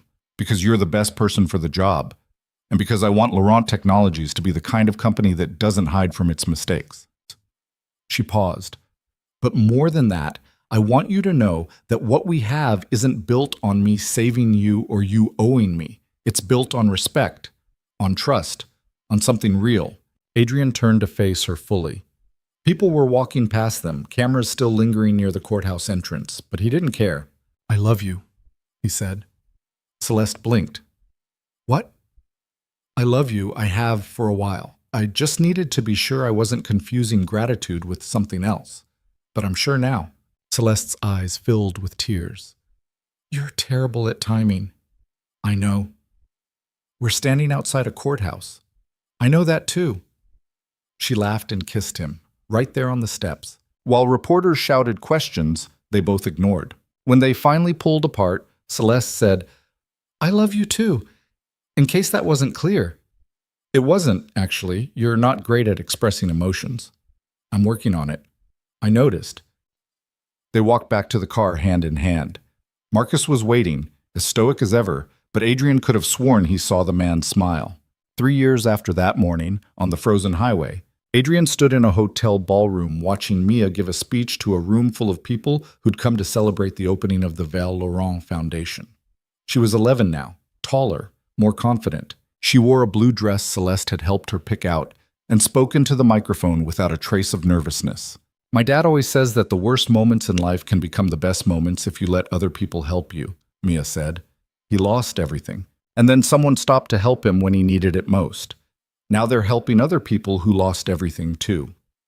Because that's what you're supposed to do.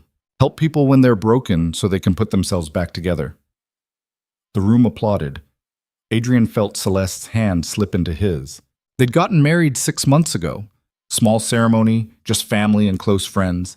Mia had been the flower girl and cried through the entire thing. Celeste's vows had been practical and precise and absolutely perfect. Adrian's had been a mess of emotion he'd barely gotten through. The foundation had been Celeste's idea, a nonprofit focused on helping single parents rebuild after financial catastrophe. Job training, childcare assistance, legal support, financial counseling. Everything Adrian wished he'd had 2 years ago. She's good at this, Celeste murmured. She gets it from you. Please, she gets it from both of us. After the speeches, after the donors had mingled and the press had gotten their photos, Adrian found himself alone on a terrace overlooking the city city that had almost broken him, the same city where he'd nearly given up. Celeste joined him a few minutes later, 2 glasses of champagne in her hands. Mia's holding court in there, she said. I think she might be a better public speaker than either of us. Definitely better than me. They stood in comfortable silence, watching the lights. Do you ever think about that night? Celeste asked. On the highway? All the time. I almost didn't stop. Marcus wanted to keep driving, said it wasn't safe. She took a sip of champagne. I'm glad I didn't listen. Me too. Do you ever wonder what would have happened if I had? If we'd just driven past? Atte? Adrian thought about it. I probably would have figured something out, called someone, waited for a tow truck, survived. That's what I did back then. Survived. And now? Now I'm living. There's a difference. Celeste smiled. There is. Adrian turned to face her. I was thinking about something Mia said in her speech, about broken things putting themselves back together. What about it? I don't think that's quite right. I don't think broken things put themselves back together. I think they become something new, something that includes the breaks and the scars and all the places they nearly shattered. He took her hand. I was broken when you met me, and I'm still broken in some ways, but I'm also whole in ways I never was before. Celeste's eyes were bright with tears she wouldn't let fall. You're going to make me cry at our own event. Sorry. No, you're not. You're right. I'm not. She laughed and kissed him, and somewhere inside, Mia was probably watching and rolling her eyes at how sappy her father had become. Later that night, after the event ended and they'd gone home to the townhouse they'd bought together, Adrian tucked Mia into bed. You did great tonight, he said. Thanks. I was really nervous. You didn't look nervous. That's because Miss Celeste taught me how to pretend. She said powerful people are usually just scared people who got good at hiding it. Adrian smiled. She's not wrong. Mia yawned. Daddy, are you happy? Yeah, baby, I'm happy. Good, you deserve it. So do you. I know, I'm pretty great. She grinned, then got serious. Do you think Mom would like Miss Celeste? The question caught Adrian off guard. He thought about his wife, about the woman she'd been, about what she would have wanted for him and Mia. Yeah, he said quietly. I think she would have loved her. Me too. Mia closed her eyes. Night, Daddy. Night, baby. He went downstairs to find Celeste on the couch, shoes off, reading something on her tablet. She looked up when he came in. She asleep? Almost. Adrian sat down next to her. Celeste set aside her tablet and curled against him. Thank you, she said. For what? For being patient with me. For giving me time to figure out how to be someone who lets people in. For not giving up when I was difficult. You're still difficult. I know, but you love me anyway. I do. They sat there in the quiet of their home, in the life they'd built from wreckage and second chances. The thing about being broken, Adrian had learned, was that you had two choices. You could stay broken, let it define you, let it become the only story you knew how to tell. Or you could pick up the pieces and build something new, something that acknowledged the breaks but wasn't limited by them. He'd chosen to build, and along the way, he'd found someone who'd been building too. Someone who understood that strength wasn't about never falling apart. It was about deciding to keep going even after everything shattered. Celeste fell asleep against his shoulder, her breathing even and peaceful. Adrian watched her sleep and thought about the frozen highway, the dead car, the moment when a stranger had stopped to help when she didn't have to. That moment had changed everything. Not because it was magic or fate or destiny, but because two broken people had chosen to see each other as worth saving. And in saving each other, they'd learned to save themselves. That was the real lesson, Adrian thought. Not that you needed someone to rescue you, but that sometimes the act of helping another person helped you remember why you were worth helping in the first place. He closed his eyes and let himself rest, surrounded by the family he'd found in the ruins of the family he'd lost. And for the first time in years, Adrian Vale felt like he was exactly where he was supposed to be,